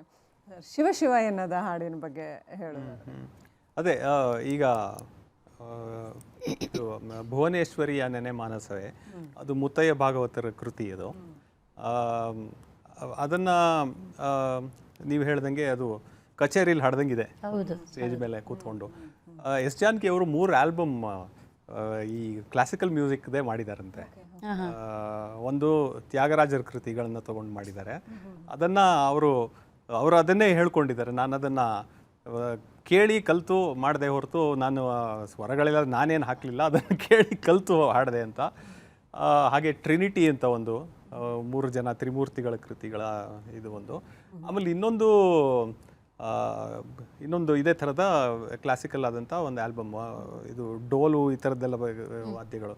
ಸೊ ಹಾಗೆ ಅವರು ಇದು ಮಾಡಿದ್ದಾರೆ. ನೀವು ಈ ಶಿವ ಶಿವ ಎನ್ನದ ನಾಲಿಗೆ ಏಕೆ ಅನ್ನೋ ಈ ಕೃತಿ ಬಗ್ಗೆ ತುಂಬ ಜನ ಅದು ಎಸ್ ಜಾನಕಿ ಅವರು ಕೂಡ ಹೇಳಿದ್ದಾರೆ, ಇದು ಟಫೆಸ್ಟ್ ಹಾಡು ಟಫೆಸ್ಟ್ ಅಂತ ಹೇಳ್ಕೊಂಡಿದ್ದಾರೆ. ಅದಕ್ಕೆ ಕಾರಣ ಅದೇ ಪ್ರತಿ ಸಾಲಿನಲ್ಲೂ ಅದು ಆ ರಾಗ ಬದಲಾಗ್ತಾ ಹೋಗುತ್ತೆ.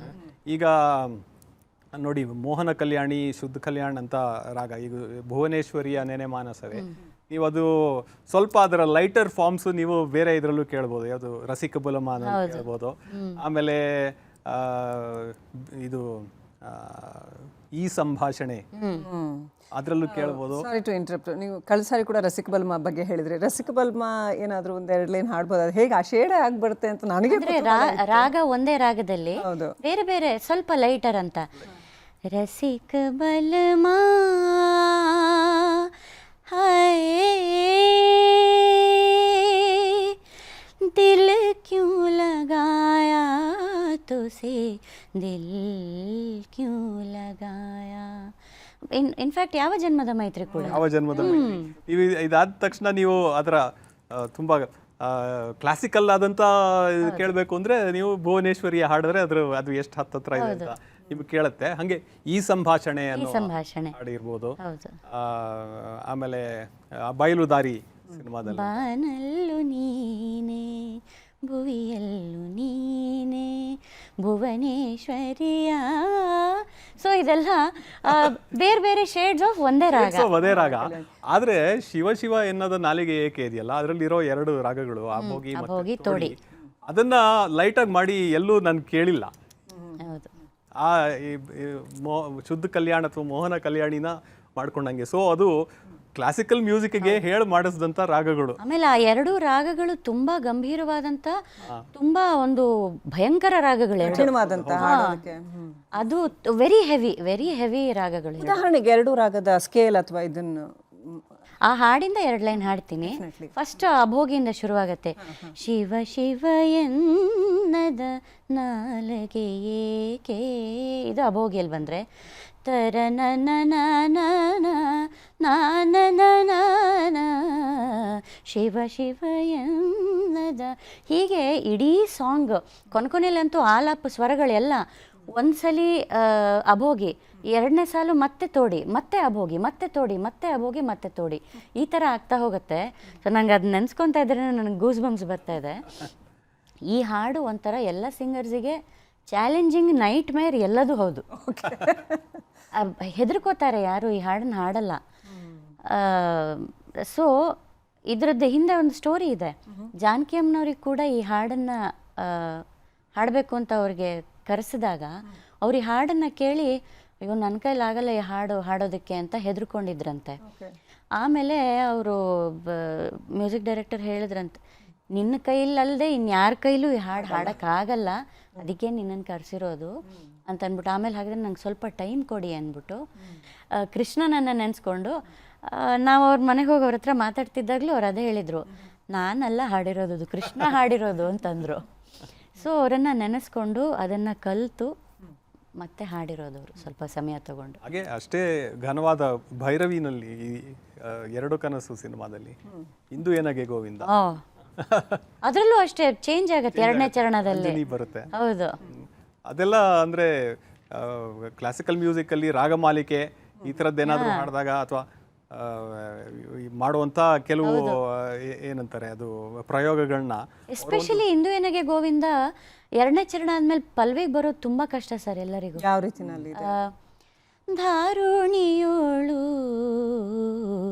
ಬಲು ಭಾರ ಜೀವನನಾಗಿ ದಾರಿ ತಪ್ಪಿ ನಡೆದೆ ಸೇರಿದೆ ಕುಜನರ ಆರು ಕಾಯುವರಿಲ್ಲ ಸಾರಿದೆ ನಿನಗಯ್ಯ ಧೀರ ವೇಣುಗೋಪಾಲ ಪಾರುಗಾಣಿಸು ಹರಿಯೇ ಇಂದು ಎನಗೆ ಗೋವಿಂದ ನಿನ್ನಯ ಪಾದಾರವಿಂದವ ತೋರು ಮುಕುಂದನೇ ಮುಕುಂದನೇ.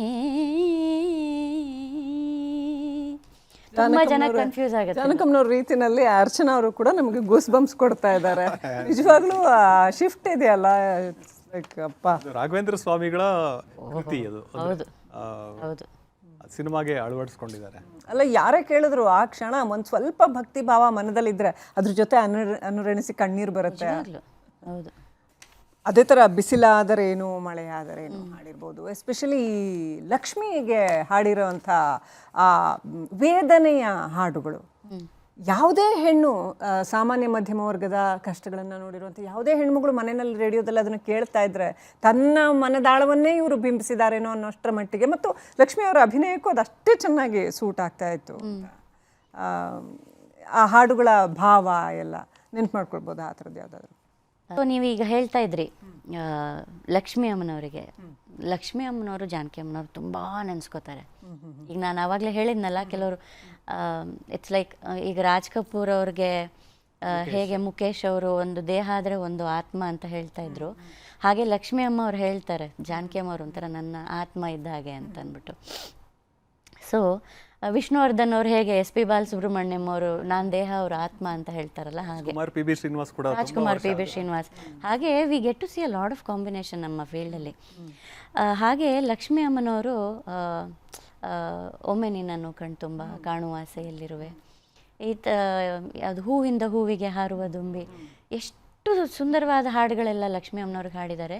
ನೀವು ಆವಾಗಲೇ ಹೇಳ್ತಾ ಇದ್ರಿ ಒಂದು ಸ್ಯಾಡ್ ದುಃಖದ ಇದು ಅಂದಾಗ ನನ್ನ ಥಟ್ಟಂತ ಮನಸ್ಸಿಗೆ ಬಂದಿದ್ದು, ಕಂಗಳು ತುಂಬಿರಲು ನೋವಿನ ನಾನನ, ಹೃದಯವು ತುಂಬಿರಲು ನೋವಿನ ಛಾಯೆಯಲಿ, ಮೇಣದ ದೀಪದಂತೆ ನೊಂದು ನೊಂದು ನೀರಾದೆ. ಸೊ ಇದು ಎಷ್ಟು ಅವರು ಅನುಭವಿಸಿ ಹಾಡಿದ್ದಾರೆ. ಆಮೇಲೆ ಲಕ್ಷ್ಮೀ ಅಮ್ಮನವ್ರನ್ನ ನೋಡಿದಾಗ ಅವರೆಷ್ಟು ಅನುಭವಿಸಿ ನಟನೆ ಮಾಡಿದ್ದಾರೆ. ಅದು ಹೇಗಿದೆ ಅಂದರೆ, ಜಾನಕಿ ಅಮ್ಮನವರು ಅದು ಅವರೇ ಅದನ್ನು ಅನುಭವಿಸಿದ್ರು, ಅಥವಾ ಅವರ ಹಾಡನ್ನು ಕೇಳಿ ಲಕ್ಷ್ಮಿಯವರು ಆ ಭಾವನೆಗೆ ಹೋಗಿ ಇದು ಮಾಡಿದ್ರು, ಅಷ್ಟು ಮೇಳೈಸ್ಬಿಟ್ಟಿದೆ ಇವರ ಗಾಯನ ಅವರ ನಟನೆ ಎರಡು. ಒನ್ ಹ್ಯಾಂಡ್ ಈ ಥರದನ್ನು ಕೇಳ್ತಾನೆ, ಮತ್ತೊಂದು ಕಡೆ ಅದು ಚಳಿ ಚಳಿ ತಾಳನು ಈ ಚಳಿ ಆ ಥರದ ಒಂದು ಇನ್ನೊಂದು ಎಕ್ಸ್ಟ್ರೀಮಲ್ಲಿ ಅದು ಆ ಥರದ್ದು ಒಂದು ಹಾಡು. ಅದರಲ್ಲೂ ಅಷ್ಟೇ ಅದು ಕೇಳಿದವ್ರಿಗೆ ಒಂಥರ ಒಂದು ದಟ್ ಎಕ್ಸ್ಪೀರಿಯನ್ಸ್, ಒಂದು ಚಿಲ್ಲಿಂಗ್, ಒಂದು ಖುಷಿಯ ಒಂದು ರೊಮ್ಯಾಂಟಿಕ್ನ ಒಂದು ಭಾವನೆ ಕೊಡುವಂಥ ಹಾಡುಗಳು, ತಮ್ ಅಂತ ಹಾಡುಗಳು, ಅವುಗಳ ಬಗ್ಗೆ ಮಾತನಾಡೋದಾದ್ರೆ ಆ ಥರದ್ದು ತುಂಬಾ ಹಾಡಿದ್ದಾರೆ. ಚಳಿ ತಾಳೆನು, ಹಳ್ಳಿ ಮೇಷ್ಟ್ರಲ್ಲಿ ಒಂದು ಪಾಠ ಮಾಡಿ ಬನ್ನಿ ಅಂತ ಒಂದಿದೆಯಲ್ಲ, ನಿಜ ಸರ್. ಅದು ಆ್ಯಕ್ಚುಲಿ ಈಗ ಫಾರ್ ಎಕ್ಸಾಂಪಲ್ ಇಂದು ಏನಾಗೆ ಗೋವಿಂದ, ಶಿವ ಶಿವ ಎನ್ನದ ಹಾಡಕ್ಕೆ ನಮ್ಗೆ ಎಷ್ಟು ಚಾಲೆಂಜಿಂಗೋ ಅದರಷ್ಟೇ ಚಾಲೆಂಜಿಂಗ್ ನಮ್ಗೆ ಈ ಥರ ಹಾಡು ಹಾಡುವಾಗ ಕೂಡ. ಅದು ಹೇಗೆ ಅವ್ರು ಅಷ್ಟು ಭಾವನೆಗಳನ್ನು ಅಷ್ಟು ಒಂದು ರೊಮ್ಯಾಂಟಿಕ್ ಆರ್ ಸೆನ್ಶಿಯಸ್ ಆಗಿ ಅದು ಹೇಗೆ ಹಾಡಿದ್ರಂತ, ಮುಖ ನೋಡಿದ್ರೆ ಮಾತ್ರ ಸಾಕ್ಷಾತ್ ಸರಸ್ವತಿ ಒಂದು ಸ್ಟ್ಯಾಚ್ಯೂ ಥರ ಹಿಂಗೆ ನಿಂತು ಹಾಡ್ತಾ ಇರ್ತಾರೆ. ಬಟ್ ಆ ಥರದ ಭಾವನೆ ನಮಗೆ ಸ್ಟೇಜ್ ಮೇಲೆ ಹಾಡುವಾಗ ನಮಗೆ ಒಂಥರ ಅಳುಕು. ಈಗ ಈ ಶಿವ ಶಿವ ಎನ್ನದ ಎಲ್ಲ ಹಾಡುವಾಗ ಭಯ ಇರುತ್ತೆ ನಮಗೆ, ಎಲ್ಲಿ ತಪ್ಪು ಬಿಡ್ತೀವೋ, ಎಲ್ಲಿ ಆ ರಾಗದ ಸ್ವರಗಳು ಮರ್ತು ಹೋಗುತ್ತೋ ಏನೋ ಅಂತ. ಈ ಥರದ್ದು ಹಾಡುವಾಗ ನಮ್ಗೆ ಆಗಲ್ಲ, ಆ ಲೆವೆಲಿನ ಭಾವನೆ ಕೊಡೋದಕ್ಕೆ ನಮಗೆ ಅಳುಕು, ಒಂಥರ ನಾಚಿಕೆ, ಸಂಕೋಚ ಎಲ್ಲ ಬರುತ್ತೆ. ಬಟ್ ಆ ಮೈ ಚಳಿಯನ್ನು ಬಿಟ್ಟು ಅದು ಹೇಗಿರ್ಬೋದು, ನಿಮ್ಗೇನು ಅನ್ಸುತ್ತೆ? ಅದೇ ಅದು ಈ ಏನೋ ಮೋಹ ಏನೋ ಇದೆ, ಅದರಲ್ಲೂ ಈ ಥರ ಎಕ್ಸ್ಪ್ರೆಷನ್ ಇದೆ. ಅದೇ ಅವ್ರಿಗೆ ತುಂಬ ವರ್ಸಟೈಲ್ ಆಗಿ ಎಕ್ಸ್ಪ್ರೆಸ್ ಮಾಡುವಂಥ ಒಂದು ಶಕ್ತಿ ಅಲ್ಲದೆ, ಅವ್ರು ನೀವು ಮಾತಾಡೋದು, ನೀವು ಅವ್ರನ್ನ ಅವರ ಕಚೇರಿಗಳಲ್ಲಿ ಅವರ ಜೊತೆಗೆಲ್ಲ ಕೆಲಸ ಮಾಡಿರೋದ್ರಿಂದ ನಿಮಗೆ ಇನ್ನೂ ಚೆನ್ನಾಗಿ ಗೊತ್ತಿರುತ್ತೆ. ಸ್ವಲ್ಪ ತುಂಟುತನ ಇತ್ತು ಅವರಲ್ಲಿ. ಸಿಕ್ಕಾಪಟ್ಟೆ, ಸ್ವಲ್ಪ ಅಲ್ಲ ಸರ್, ಸಿಕ್ಕಾಪಟ್ಟೆ ತುಂಟುತನ. ಅಯ್ಯೋ, ಅಂದ್ರೆ ಮಗುವಿನಂತ ತುಂಟುತನ. ಸೊ ಅವರಿಗೆ ಇದು ನೀವು ನೋಡಿದ್ರೆ ಅವರು SP ಬಾಲಸುಬ್ರಹ್ಮಣ್ಯಂ ಅವ್ರ ಜೊತೆಗೆ ಹಾಡಬೇಕಾದ್ರೂ ಕೂಡ ಒಂಥರ ಈ ಬಹಳ ಕ್ಲೋಸ್ ಫ್ರೆಂಡ್ಸ್, ಒಂಥರ ಕಿತ್ತಾಡ್ಕೊಂಡು ಆಟ ಆಡ್ಕೊಂಡು ಬ್ಯಾಂಟರ್ ಅಂತಾರಲ್ಲ, ಆ ಥರದ್ದು ನೀವು ಎಷ್ಟೋ ಕಡೆ ನೀವು ನೋಡಿದಾಗ ಅವರಲ್ಲಿ ಒಂದು ಚೈಲ್ಡ್ ಲೈಕ್ ಗುಣ. ಕರೆಕ್ಟ್. ಹೊಡೆಯೋದೇನೋ, ತಲೆ ಮೇಲೆ ಹಿಂಗೆ ಅನ್ನೋದು, ಇವ್ರು SPB ಅವ್ರಿಗೆ ಏನೋ ಚೂಟೋದು, ತುಂಬಾ ಮಜಾ ಇರುತ್ತೆ ಅವರಿಬ್ರು ಕಾಂಬಿನೇಷನ್ ನೋಡೋದಕ್ಕೆ. ಹಾಗಾಗಿ ಅವರ ಒಳಗಿನ ವರ್ಸಟೈಲಿಟಿ ಹೇಗಿತ್ತು ಅಂದರೆ, ಅವರು ಬೇರೆ ಬೇರೆ ಪರ್ಸೋನಾಸ್ ಅಂತಾರಲ್ಲ, ಅಂದರೆ ಒಂದು ಕಲಾವಿದನಿಗೆ 10 ಮುಖ ಇರ್ಬೋದು, 100 ಮುಖ ಇರ್ಬೋದು, ಏನೋ. ಈ ತುಂಟತನದ ಭಾವನೆ ನಾವು ಕಿಶೋರ್ ಕುಮಾರ್ ಅವರಲ್ಲಿ ಕಿಶೋರ್ ಕುಮಾರ್ ಅಲ್ಲಿ ನಾವು ನೋಡ್ತೀವಲ್ಲ. ಬಟ್ ಕಿಶೋರ್ ಕುಮಾರ್ ಅವರಲ್ಲಿ ನಿಮಗೆ ಆ ಮೈ ಕೈ ಬಾಟಮ್ ಫುಲ್ ನಿಮ್ಗೆ ಕಾಣಿಸುತ್ತದು. ಜಾನಕಿ ಅಮ್ಮನವರಲ್ಲಿ ನೋಡಿದ್ರೆ ಕಾಣಿಸಲ್ಲ, ಬಟ್ ಕೇಳಿಸತ್ತೆ ಅಷ್ಟೇನೆ. ಆ್ಯಂಡ್ ನೀವು ಅವ್ರ ಜೊತೆ ಮಾತಾಡೋಕ್ಕೆಲ್ಲ ಕೂತ್ಕೊಂಡ್ರೆ once she gets comfortable with you, ಅವ್ರು ತುಂಬ ತರಲೆ ಮಾಡ್ತಾರೆ. ಅಂದರೆ ತರಲೆ ಇನ್ ದ ಸೆನ್ಸ್ ತುಂಬ ಆ ಒಂದು ಇನ್ನಸೆನ್ಸ್ ಭರಿತವಾದ ತರಲೆ, ಮಕ್ಕಳು ತರಲೆ ಮಾಡ್ತಾರಲ್ಲ ಆ ಥರದ ತರಲೆ ಕಿತಾಪತಿಗಳೆಲ್ಲ ಇರುತ್ತೆ. ಅದು ತುಂಬ ಚೆಂದ ನೋಡಲಿಕ್ಕೆ. ಅಂದರೆ it is so pure and so refreshing. ಅಂದರೆ ಆಮೇಲೆ ಅವ್ರು ಯಾವಾಗಲೂ ಒಂದು ಶ್ವೇತ ವಸ್ತ್ರಧಾರಿ ಅಲ್ವಾ. ನಾವು ಅವ್ರ ಹತ್ರ ಮಾತಾಡ್ತಾ ಕೂತಾಗ ಅವರು ನಮಗೆ ಅವ್ರದ್ದು ಫೋನಲ್ಲಿ ಕೆಲವುದು ಫೋಟೋಸ್ ಎಲ್ಲ ತೋರಿಸ್ತಾ ಇದ್ರು. ಮನುಷ್ಯ ಸಹಜವಾದ ಒಂದು ಆಸೆ, ಅವರಿಗೂ ಬೇರೆ ಥರದ ಬಟ್ಟೆಗಳನ್ನ ನಾನು ಹಾಕ್ಕೊಂಡ್ರೆ ಹೆಂಗೆ ಕಾಣಿಸ್ಬಹುದು ನಾನು ಒಂದು ಆಸೆ ಇರುತ್ತೆ. ಬಟ್ ಅವ್ರಿಗೆ ಅದನ್ನು ಹಾಕೋಬಾರ್ದು ಅಂತ ಮನಸ್ಸಿನಲ್ಲಿ ಡಿಸೈಡ್ ಮಾಡಿರ್ತಾರೆ, ಏನೋ ಒಂದು ತಪಸ್ಸಿನ ರೀತಿಯಲ್ಲಿ. ಅವ್ರು ಅದಕ್ಕೆ ಒಂದು ದಾರಿ ಕಂಡು ಹಿಡ್ಕೊಂಡಿದ್ದಾರೆ. ಏನು ಅಂದರೆ AI ಬಂದಿದೆ ಅಲ್ಲ, ಸೊ ಯಾವುದೋ ಒಂದು ಕಲರ್ಫುಲ್ ಡಿಸೈನರ್ ಸಾರಿ, ಅದು ಎಷ್ಟು ಚಂದ, ಎಷ್ಟು ಮುದ್ದು ಅಂದರೆ ಅವರು ಆ ಸೀರೆಗೆ ತಮ್ಮ ಮುಖವನ್ನು, ಅದು ಅವರ ಸಂತೋಷಕ್ಕೆ ಮಾತ್ರ, ಇದನ್ನು ನೋಡು ಅಂತ ಹಿಂಗೆ ತೋರಿಸ್ತಾರೆ ನಮಗೆ, ಮಕ್ಕಳ ರೀತಿ ಸರ್. ನಮಗೆ ಅದನ್ನು ನೋಡಿ ಅಯ್ಯೋ ನಮ್ಗೆ ಎಷ್ಟು ಖುಷಿ ಆಗ್ತಾಯಿತ್ತು. ನಾವು ಅವ್ರ ಕೆನ್ನೆಲ್ಲ ಹಿಂಡಿ ಮುದ್ದು ಮಾಡಿಬಿಟ್ಟಿದ್ದೀವಿ.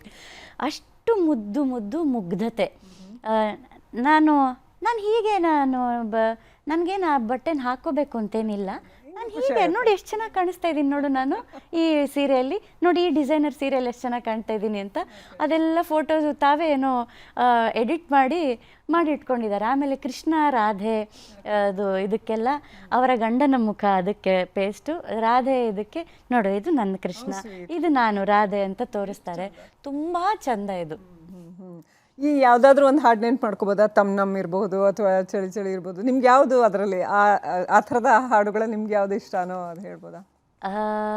ತಮ್ ನಮ್ ನನಗೆ ಅದು ತುಂಬ ಅದರ ಸಾಹಿತ್ಯ ಚಿ ಉದಯಶಂಕರ್ ಅವರ ಸಾಹಿತ್ಯದಿಂದ ಹಿಡಿದು ನೀವು ಲಕ್ಷ್ಮಿ ಅವರ ಹಾಡುಗಳೆಲ್ಲ ಹೇಳ್ತಾ ಇದ್ರಿ.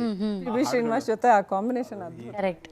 ಅವರ ಬೆಸ್ಟ್ ಡೇಸ್ ಚಿ ಉದಯಶಂಕರ್ ಆ ಕಾಂಬಿನೇಷನ್ ಆದಂತ ತುಂಬಾ ಹಾಡುಗಳು ಬಂದಿದಾವಲ್ವಾ. ಸೊ ತಮ್ ನಮ್ ನಾನು ಕೇಳಿದಾಗೆಲ್ಲ ಅದು ಸಾಹಿತ್ಯ ಮತ್ತೆ ಅದು ಕಾಂಪೋಸಿಷನ್, ಅದು ಹಾಡಿರೋದು ಕರೆಕ್ಟ್, ಅದು ಎಲ್ಲ ಎಷ್ಟು ಚೆನ್ನಾಗಿದೆ ಅಂದ್ರೆ ಅದು PB ಶ್ರೀನಿವಾಸ್ ಕೂಡ ಹೆಂಗ್ ಹಾಡಿದಾರೆ, ಅದು ಓ ಸೋತಿದೆ ಅಂತ ಒಂದು ಎಕ್ಸ್ಪ್ರೆಷನ್, ಅದನ್ನ ಎಷ್ಟು ಚೆನ್ನಾಗಿ ಸ್ಟ್ರೆಚ್ ಮಾಡಿದ್ದಾರೆ ಅಂದ್ರೆ ಅದ್ರದ್ದು ಬ್ಯೂಟಿನೇ ನನಗೆ ಬಹಳ ಕೇಳಿದಾಗೆಲ್ಲ ಮೈ ಮರ್ತೋ ಹೋಗುವಂತ ಒಂದು ಬ್ಯೂಟಿ ಅದ್ರದ್ದು. ತಮ್ ಮನಸ್ಸು ಮಿಡಿಯುತ್ತಿದೆ, ಓ ಸೋತಿದೆ, ಕೈಯಲ್ಲಿ ಕುಣಿವ ಈ ಹೊನ್ನ ಬಳೆಯ ಘಲ್ ಘಲ್ ಘಲ್ ಘಲ್ ತಾಳಕ್ಕೆ ನನ್ನೆದೆಯ ವೀಣೆ ತನ್ನಂತೆ ತಾನೆ ತಮ್ ನಮ್ ಎಂದಿದೆ, ಘಲ್ ಘಲ್ ಘಲ್ ಘಲ್ ತಾಳಕ್ಕೆ ತಮ್ ನಮ್ ಎಂದಿದೆ. ಕ್ಲಾಸಿ ಲವ್ ಸಾಂಗ್ ಇದು. ಪೋಸ್ಟ್ 90s ಇಯರ, ಅದು ಪ್ರೇಮಲೋಕ ಇರ್ಬೋದು, ರಣಧೀರ ಇರ್ಬೋದು, ಹಿಂದೆ ಮಾತಾಡ್ತಾ ಇದ್ದಾಗೆ ಬೇರೆನೇ ಥರದ ಸಾಂಗ್ಗಳು. ಇಲ್ಲಿವರೆಗೂ ಒಂದು ಥರದ ಶಾಸ್ತ್ರೀಯ ಹಾಡುಗಳಾದರೆ ಅಲ್ಲಿಂದ ಮುಂದೆ ಬೇರೆನೇ ಥರದ, ಬೇರೆನೇ ಶೈಲಿ, ಬೇರೆ ರುಚಿ, ಬೇರೆದೇ ಆದಂಥ ಟೇಸ್ಟ್ ಇರುವಂಥ ಹಾಡುಗಳು. ಅವುಗಳ ಬಗ್ಗೆ ಏನು ಹೇಳೋದಕ್ಕೆ ಬಯಸ್ತೀವಿ? ಅದಕ್ಕೆ ನಮಗೆಲ್ಲ ಗೊತ್ತಿರೋ ಹಾಗೆ ಅದಕ್ಕೆ ಕಾರಣಕರ್ತರು ಹಂಸಲೇಖ ಅವರು, ಟ್ರೆಂಡ್ ಸೆಟ್ಟರ್ ಅಲ್ವಾ, ಬೇರೆನೇ ಹೊಸ ಗಾಳಿ ಬಂತದು. ಹೌದು, ಹಿಂದೆಂದೂ ನಾವು ಕೇಳ್ದಿರೋವಂಥ ಲಿರಿಸಿಸಮ್ ಅದು. ಅಂದ್ರೆ ಮಾತನ್ನ ಹಾಡು ಮಾಡುವಂತ ಒಂದು ಶಕ್ತಿ. ಯಾವುದೇ ಟ್ರೆಂಡ್ ಬಂದ್ರು ಆ ಟ್ರೆಂಡ್ ಅನ್ನ ಕ್ಯಾರಿ ಮಾಡುವಂತ ವೆಹಿಕಲ್ ಜಾನಕಿ ಅಮ್ಮನವರೇ ಆಗಿರ್ತಾ ಇದ್ರು ಅಂತ ಅವತ್ತಿನಿಂದ ಇವತ್ತು. ಜಾನಕಿ ಅಮ್ಮನವರು, SPB ಅವರು. ಹೌದು, ಅದೆರಡು ಸಿನಿಮಾದಲ್ಲೂ ತುಂಬಾ ಚೆನ್ನಾಗಿರೋ ಹಾಡುಗಳು. ಮತ್ತೆ ಆಮೇಲೆ ಕೂಡ ಸುಮಾರು ಸಿನಿಮಾಗಳು ಬಂದವು. ಈಗ ನೀವು ಎಕ್ಸಾಂಪಲ್ ಒಂದೆರಡು ಹಾಡು ಹೇಳಿದ್ರೆ ಅದ್ರ ಜೊತೆ ಈ ಎರಾದ ಇನ್ನೊಂದು ಸೇರಿಸ್ಬೋದಂದ್ರೆ, ಏ ಗಂಗು ಈ ಬೈಕು ಕಲಿಸಿಕೊಡು ನಂಗೂ. ಸೊ ಇದರಲ್ಲೂ ಹಾಗೆ ತುಂಬ ತುಂಟತನ ಎಲ್ಲ ಇರುವಂಥ ಆ ವರ್ಡ್ ಪ್ಲೇ ಮಾಡುವಂಥ ಇದಿರ್ಬೋದು. ಗಂಗು ನಂಗು ಅನ್ನೋದು ಪ್ರಾಸ ನೋಡಿ, ಇದು ಕರೆಕ್ಟ್, ಯಾರಿಗೂ ಹೊಳ್ದಿರ್ಲಿಲ್ಲ ಅಲ್ಲಿವರೆಗೂ. ಆ ಥರ ಸುಮಾರು ನೀವು ಹಂಸಲೇಖ ಅವ್ರ ಹಾಡು ಕೇಳಿದ್ರೆ ಅದು ಈ ಹಿಂದೆಂದೂ ಕೇಳೇ ಇರಲಿಲ್ಲ ಅನ್ನೋಂಥ ಒಂದು ಫ್ರೆಶ್ನೆಸ್ ಅದರಲ್ಲಿ. ಕರೆಕ್ಟ್.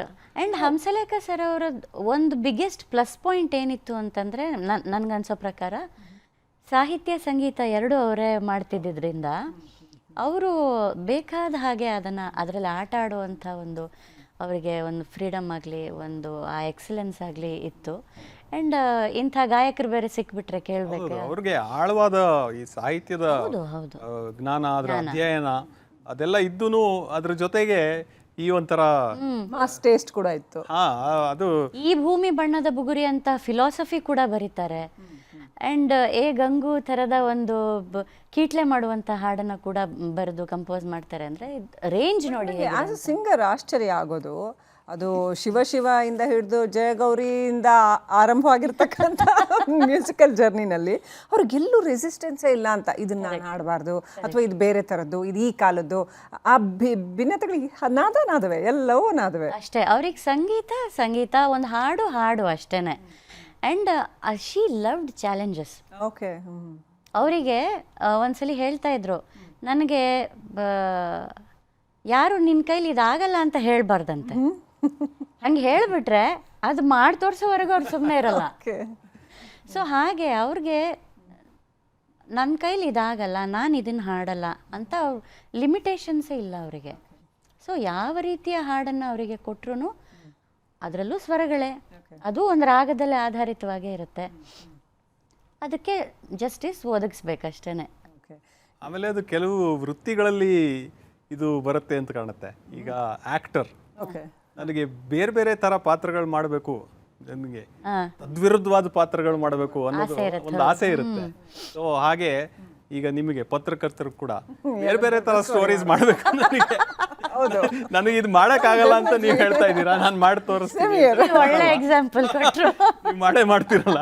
ಹಂಗೆ ಈಗ ನೀವು ಅರ್ಚನಾ ಅವ್ರಿಗೆ ಹೋಗ್ಬಿಟ್ಟು ಇದು ನೋಡಿ ಇದು ನಿಮ್ಮ ಕೈಲಾಗಲ್ಲ, ನಾನು ಇನ್ನೊಬ್ರಿಗೆ ಆಡಿಸ್ತೀನಿ ಅಂದ್ರೆ ಅದ್ ನೋಡಿ ಅದ ಏನಾಗತ್ತೆ ಅವತ್ತು. ಇಲ್ಲ, ಆ ಹಠ ನನ್ನಲ್ಲೂ ಇದೆ.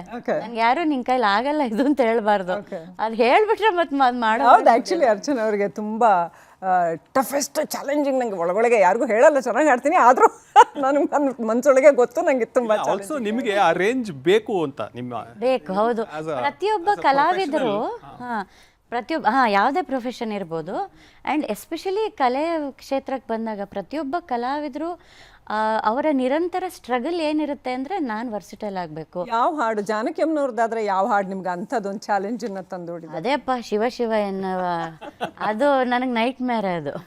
Okay okay, coming back to this ಪ್ರೇಮಲೋಕಾಯರ ಚೆಲುವೆ ಒಂದು ಕೇಳ್ತೀನಿ ಹಾಡಿರ್ಬೋದು, ಸ್ವಾತಿ ಮುತ್ತಿನ ಮಳೆಹನಿ ಇರ್ಬೋದು, ಆ ಥರದ್ರಲ್ಲಿ ಯಾವುದಾದ್ರೂ ಒಂದನ್ನು ಹಾಡಿದ ಮುಖಾಂತರ ನೆನಪಿಸ್ಕೊಳ್ಬೋದಾ? ನಾನು ನಿನ್ನೆ ಒಂದು ಪುಣ್ಯಸ್ಮರಣೆ ಕಾರ್ಯಕ್ರಮದಲ್ಲಿ ಹಾಡಿದೆ ಇದೇ ಹಾಡನ್ನೇ, ಹಂಸಲೇಖ ಅವರು ಸಾರಥ್ಯದಲ್ಲಿ. ಲೋಕವೇ ಹೇಳಿದ ಮಾತಿದು, ವೇದದ ಸಾರವೇ ಕೇಳಿದು, ನಾಳಿನ ಚಿಂತೆಯಲ್ಲಿ ಬಾಳಬಾರದು, ಬಾಳಿನ ಮೂಲವೆಲ್ಲಿ ಕೇಳಬಾರದು, ಪ್ರೀತಿ ಮಾಡಬಾರದು, ಮಾಡಿದರೆ ಜಗಕ್ಕೆ ಹೆದರಬಾರದು, ಪ್ರೀತಿ ಮಾಡಬಾರದು, ಮಾಡಿದರೆ ಜಗಕ್ಕೆ ಹೆದರಬಾರದು. Very beautiful. ಆ ಕಾಲದ ಮಧ್ಯಾಹ್ನ ಹಿಂಗೆ ಹೋಗ್ತಾ ಇದ್ರೆ 1 ಗಂಟೆ 2 ಗಂಟೆ ಅಷ್ಟೊತ್ತಿಗೆ ಎಲ್ಲರ ಮನೆಗಳಲ್ಲಿ ರೇಡಿಯೋದಲ್ಲಿ, ನಾವೆಲ್ಲ ಚಿಕ್ಕ ಮಕ್ಕಳಿದ್ದಾಗ ಸ್ಕೂಲಿಂದ ಬರ್ತಾ ಇರುವಾಗ ಎಲ್ಲರ ಮನೆಗಳಲ್ಲಿ ರೇಡಿಯೋದಲ್ಲಿ ಜಾನಕಿ ಅವರು ರೇಡಿಯೋ ಹಿಟ್. ಮತ್ತು ಆಲ್ಸೋ ಇನ್ ಟರ್ಮ್ಸ್ ಆಫ್ ಕೆಸೆಟ್ಗಳಲ್ಲ ಆ ಕಾಲದಲ್ಲಿ, ಅದು ರೆಕಾರ್ಡ್ ಅಂತೆ ಇಂಡಿಯಾದಲ್ಲೇನೆ, ಅದು ಅದು ಮಾರಾಟದ ರೆಕಾರ್ಡ್ ಅದು. ಸೊ ಹಾಗೆ ಅದು ಒಂದು ಹೊಸ ಐಕಾನಿಕ್ ಅದು ಅದು ಏನೇನು ಸಾಧ್ಯ ಮಾಡ್ತು ಅಂತ ಆಮೇಲೆ ಬಂದವ್ರಿಗೆ ಅಂದ್ರೆ ಒಂದು ದಾರಿ ತೋರಿಸ್ದಂಗಿತ್ತು. ಅಂದ್ರೆ ಕೆಲವು ವಿಷಯಗಳಲ್ಲಿ ಬೇರೆ ಬೇರೆ ತರ ಹಾಡು ಬರಿಬೋದು ಅಂತ ಒಂದು ಹೊಸ ದೃಷ್ಟಿಕೋನನೇ ಓಪನ್ ಆಯ್ತು. ಹೌದೌದು. ಆಮೇಲೆ ಈಗ ಯೋಗರಾಜ್ ಭಟ್ರು ಸ್ವಲ್ಪ ಆ ಥರ ವಿಟ್ಟಿ ಹಾಡುಗಳನ್ನ ಬರೆಯಕ್ಕೆ ಶುರು ಮಾಡಿದ್ರು. ಅದಾದಮೇಲೆ ಬೇರೆ ಬೇರೆ ಥರದ್ದು ಬರೋಕ್ಕೆ ಶುರು ಆಯಿತು. ಅಲ್ಲಿವರೆಗೂ ಒಂದು ಸಿನಿಮಾ ಲಿರಿಸಿಸಮ್ ಒಂದು ಚೌಕಟ್ಟಲ್ಲಿತ್ತು, ಒಂದು ಮಡಿವಂತಿಕೆ ಅಂತ ಒಂದಿದು ಚೆನ್ನಾಗೇ ಇತ್ತು. ಆದರೆ ಈ ಒಂದು ದಾರಿನ ಎಕ್ಸ್ಪ್ಲೋರ್ ಮಾಡಿರಲಿಲ್ಲ. ಆಗಿನ ಜನ್ರೇಷನ್ನಿಗೆ ಏನು ಅವಶ್ಯಕತೆ ಇದೆ, ಆಗಿನ ಒಂದು ಎರಾಗೆ ಆ ಟ್ರೆಂಡಿಗೆ ಏನು ಅವಶ್ಯಕತೆ ಇದೆ, ಅದರ ಪಲ್ಸನ್ನು ಕರೆಕ್ಟಾಗಿ ಹಿಡಿದು ತಂದುಕೊಟ್ಟಂತಹ ಒಂದು ಕೆಲಸ ಅದು. ನೀವು ಹೇಳ್ದಂಗೆ ಆ ಲಕ್ಷ್ಮಿ ಎರಾದಲ್ಲಿ ಅನಂತ್ನಾಗ್ ಜೊತೆ ಅವ್ರು ಮಾಡೋ ಸಿನಿಮಾಗಳ ಜೊತೆ ರಾಜ್ಕುಮಾರ್ದೊಂದು ತುಂಬಾ ದೊಡ್ಡ ಹಿಟ್ ಆದಂಥ ಸಿನಿಮಾ ನಾನಿನ್ನ ಮರೆಯಲಾರೆ. ಅದರಲ್ಲೂ ಎಂಥ ಅದ್ಭುತ ಹಾಡುಗಳಿದೆ ಜಾನಕಿ ಅವ್ರು ಹಾಡಿದ್ದು. ಬಾನಲ್ಲೂ ನೀನೆ ಭುವಿಯಲ್ಲೂ ನೀನೆ ಇರ್ಬೋದು, ಅಥವಾ ನಾನಿನ್ನ ಮರೆಯಲಾರೆ. ಈ ಎರಾದಿಂದ, ಈ ಕಾಲದ ಯಾವುದಾದ್ರೂ ಒಂದು ಹಾಡು ನೆನಪಿಸ್ಕೊಳ್ಳೋದಾದ್ರೆ ಅದನ್ನ ಹೇಳ್ತೀನಿ. ಬಾನ ಕೇಳ್ತಾ ಇದ್ವಿ ಯಾವ್ದು ನಿಮ್ಗೆ ಫೇವ್ರೇಟು ಅಂತ. ಸರ್ಗೂ ಬಾನಲ್ಲ, ನನಗೂ ಅದೇ ಫೇವ್ರೇಟು. ಸಾವಿರಾರು ಜನ ನಮ್ಮ ವೀಕ್ಷಕರು ಡೆಫಿನೆಟ್ಲಿ ಅವ್ರಿಗೆ ಈ ಹಾಡು ಫೇವ್ರೇಟ್ ಇರುತ್ತೆ. ಬಾನಲ್ಲು ನೀನೇ ಭುವಿಯಲ್ಲು ನೀನೇ, ಬಾನಲ್ಲು ನೀನೇ ಭುವಿಯಲ್ಲು ನೀನೇ, ಎಲ್ಲೆಲ್ಲು ನೀನೇ ನನ್ನಲ್ಲು ನೀನೇ, ಬಾನಲ್ಲು ನೀನೇ ಭುವಿಯಲ್ಲು ನೀನೇ, ಲಲಲಾ ಲಲಾ ಲಲಲಾ ಲಲಾ. ಇಳೆಯರಾಜ ಅವರ ಸಂಗೀತ ಮತ್ತು ಎಸ್ ಜಾನಕಿ ಅವರ ಹಾಡು ಬಹುಶಃ ನಾವು ಎಂದಿಗೂ ಮರೆಯದ ಒಂದು ಸಂಗೀತ ಜೋಡಿ, ಸಂಗೀತದ ಕಾಂಬಿನೇಷನ್ ಇದು ಅಂತ ಅನ್ಸುತ್ತೆ. ಅದು ಜೀವ ಹೂವಾಗಿದೆ, ಆ ಥರದ ಹಾಡುಗಳಿರ್ಬೋದು. ಹೀಗೆ ನೆನಪಿಸ್ಕೊಳ್ತಕ್ಕೆ ಇಷ್ಟಪಡ್ತೀನಿ.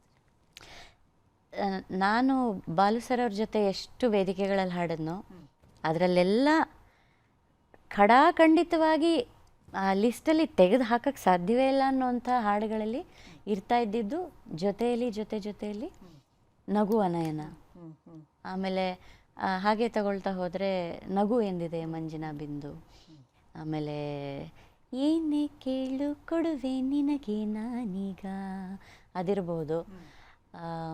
ಈ ಥರದ ಹಲವಾರು ಹಾಡುಗಳು. ಅದಿನ್ನು ಕೇಳದೆ ನಿಮಗೀಗ ದೂರದಲ್ಲಿ ಯಾರು, ಈ ಥರ ಹಾಡುಗಳು. ನನ್ನ ಜೀವ ನೀನು, ನನ್ನ ಬಾಳ ಜ್ಯೋತಿ ನೀನು, ಈ ಹಾಡುಗಳೆಲ್ಲ ಒಂಥರ ಎವರ್ಗ್ರೀನ್ ಅಂತ ಹೇಳ್ತೀವಲ್ಲ, ಅದಕ್ಕೆ ಸಾವೇ ಇಲ್ಲದಂಥ ಹಾಡುಗಳು. ಇಳೆಯರಾಜ ಸರ್ ಅವರ ಒಂದು ಆ ವಿಶೇಷವಾದ ರೀತಿಯ ಸ್ವರ ಸಂಯೋಜನೆ ಇರ್ಬೋದು, ಅವರ ಥಿಂಕಿಂಗೇ ಒಂಥರ ವಿಭಿನ್ನ.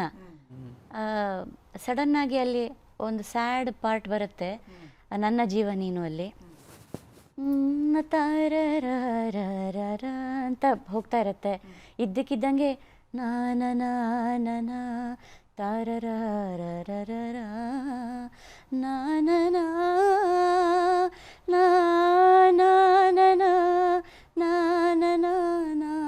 ಅಂತ ಒಂದು ಸ್ಯಾಡ್. ಅದಕ್ಕೆ ಅದೇ ಹಾಡಲ್ಲೇ ಎಂಟೈರ್ಲಿ ಕಂಪೋಸಿಂಗ್ ಇದು ಆ ರಾಗ ಸ್ವರಗಳೇ ಬೇರೆ ಹೊಟ್ಟೋಗುತ್ತೆ. ಸೊ ಈ ರೀತಿಯ ಒಂದು ಜೀನಿಯಸ್, ಎಲ್ಲ ಜೀನಿಯಸ್ಗಳು ಸೇರಿಕೊಂಡ್ರೆ ಇಂಥ ಒಂದು ಮಾಸ್ಟರ್ ಪೀಸ್ ಕ್ರಿಯೇಟ್ ಆಗುತ್ತೆ ನಂಗೆ ಅನ್ಸುತ್ತೆ. ಏನೇ ಕೇಳು ಕೊಡುವೆ ನಿನಗೆ, ಇವತ್ತಿಗೂ ಕೂಡ ನೀವು ಇವತ್ತಿನ ಜನ್ರೇಷನ್ ಹಾಡನ್ನ ಕೇಳಿದ್ರು ಕೂಡ ಅದಷ್ಟೇ ಫ್ರೆಶ್ ಫೀಲಿಂಗ್ ಇದೆ ಅದರಲ್ಲಿ. ಅದು ಒಂಥರ ಟೈಮ್ ಇಲ್ಲ ಅದಕ್ಕೆ, ಆ ಭಾವಕ್ಕೂ ಇಲ್ಲ, ಆ ಸಂಗೀತ ಅಂತ ಎರಡೇನು ಹಾಡ್ಬೋದು. ಆ ಸ್ಟೇಜ್ ಮೇಲೆ ನಾನು ಬಾಲು ಸರ್ ಹಾಡುವಾಗ ಇದರಲ್ಲಿ ನಾನು ಒಂದು ಚೇಷ್ಟೆ ಮಾಡ್ಕೊಂಡು ಹಾಡ್ತಾ ಇದ್ದೆ. ಬಾಳು ಒಂದಾಟ ಬರುತ್ತಲ್ಲ, ಅದ್ರಲ್ಲಿ ಒಂದು ಸೌಂಡ್ ಬರುತ್ತೆ ನೋಡಿ ಅಲ್ವಾ, ಅದು ನಾನು ಮಾಡ್ಕೊಂಡು ಹಾಡ್ತಾ ಇದ್ದೆ. ಬಾಳು ಒಂದಾಟ ದಿನವೂ ಹೊಸ ನೋಟ, ಒಲಿದ ಹುಡುಗ ಜೊತೆಯಾಗಿರಲು ನಾನಾ, ಏನೇ ಕೇಳು ಕೊಡುವೆ ನಿನಗೆ ನಾನೀಗ. ಸೊ ಈ ಥರದ ಚೇಷ್ಟೆಗಳೆಲ್ಲ ನಾವು ಮಾಡ್ತಾ ಇದ್ವಿ. ಅವ್ರು ಬಾಲು ಸರ್ ಹಿಂಗೆ ನಿಂತ್ಕೊಂಡು ನನ್ನನ್ನು ನೋಡೋರು, ತರಲೆ ಏನು ಮಾಡ್ತಾ ಇದ್ದೆ ನೀನು ಅಂತ ಮೈಕ್ ತೊಗೊಂಡು ತಲೆ ಮೇಲೆ ಹೊಡೆಯೋರು, ಇದೆಲ್ಲ ತುಂಬ ಚೆನ್ನಾಗಿರ್ತಾ ಇತ್ತು. ಓಕೆ, ಇಳೆಯರಾಜ ಅವ್ರ ಕುರಿತಾಗಿ ನಾನು ಎಸ್ ಆರ್ ರಾಮಕೃಷ್ಣ ಅವರು ಏನೆಲ್ಲ ಹೇಳ್ತಾರೆ ಅಂತ ಕೇಳೋದಕ್ಕೆ ಕಾತುರಳಾಗಿದ್ದೀನಿ. ಸುಮಾರು ಕನ್ನಡ ಹಾಡುಗಳು, ಇದು ಜನ್ಮ ಜನ್ಮದ ಅನುಬಂಧ, ಅದರಲ್ಲಿ ತುಂಬ ಚೆನ್ನಾಗಿದೆ ಹಾಡುಗಳು. ಹಾಗೆ ಗೀತಾ ಆ್ಯಂಡ್ ಪಲ್ಲವಿ ಅನುಪಲ್ಲವಿ ಅಂತೂ ಎವರ್ ಗ್ರೀನ್. ಅದು ಪ್ರೋಗ್ರಾಮ್ಗಳಲ್ಲಿ ಲೈವ್ ಪ್ರೋಗ್ರಾಮ್ಸಲ್ಲೆಲ್ಲ ಹಾಡೇ ಹಾಡ್ತಾರದು. ಈಗ ಇಳೆಯರಾಜ ಅವರ ಮ್ಯೂಸಿಕ್ ನೀವು ನೋಡಿದಾಗ ಒಂದು ಭಾಳ ಆಶ್ಚರ್ಯ ಆಗೋದೇನು ಅಂದರೆ, ಅದು ಅವ್ರಿಗೆ ಅವರ ಹಾಡುಗಳಲ್ಲಿ ನೀವು ಕರ್ನಾಟಿಕ್ ಸಂಗೀತ, ಹಿಂದೂಸ್ತಾನಿ ಸಂಗೀತದ ಏನಂತಾರೆ ಒಂದು ಫಾರ್ಮ್, ಅದನ್ನು ಸಿನಿಮಾಕ್ಕೆ ಅಳವಡಿಸ್ಕೊಂಡಂಥ ಒಂದು ಫಾರ್ಮ್ ಕೇಳೋದಲ್ಲದೆ ಫೋಕ್ ಮ್ಯೂಸಿಕ್ ಇರುತ್ತೆ. ಆಮೇಲೆ ತುಂಬ ವೆಸ್ಟರ್ನ್ ಕ್ಲಾಸಿಕಲ್ ಇದರಿಂದ ಒಂದಿಷ್ಟು ತೊಗೊಂಬಂದು ಆ ವೈಲಿನ್ ಸೆಕ್ಷನ್ಸು, ಈಗ ಆನಂದ ರಾಗಂ ಅಂತ ಒಂದು ಹಾಡಿದೆ, ಅದು ಆ ಶೂಬರ್ಟ್ನ ಒಂದು ಕಾಂಪೋಸಿಷನ್ನಿಂದ ನಾನು ಸ್ಫೂರ್ತಿಗೊಂಡು ಅದನ್ನು ಮಾಡಿದೆ ಅಂತ ಅವ್ರು ಹೇಳ್ಕೊಂಡಿದ್ದಾರೆ. ಅವ್ರು ತುಂಬ ಸಿಂಫನಿ, ತುಂಬ ಅವರು ವೆರಿ ಅಲ್ವಾ, ಇದು ಇನ್ಫ್ಲೂಯೆನ್ಸ್ಡ್ ಬೈ ಸಿಂಫನಿ ಆರ್ಕೆಸ್ಟ್ರಾ. ಆದರೆ ಅದೇನು ಅಂದರೆ ಅದನ್ನೆಲ್ಲ ತಂದು ಒಂದು ಹೊಸ ರೆಸಿಪಿ ಅದು.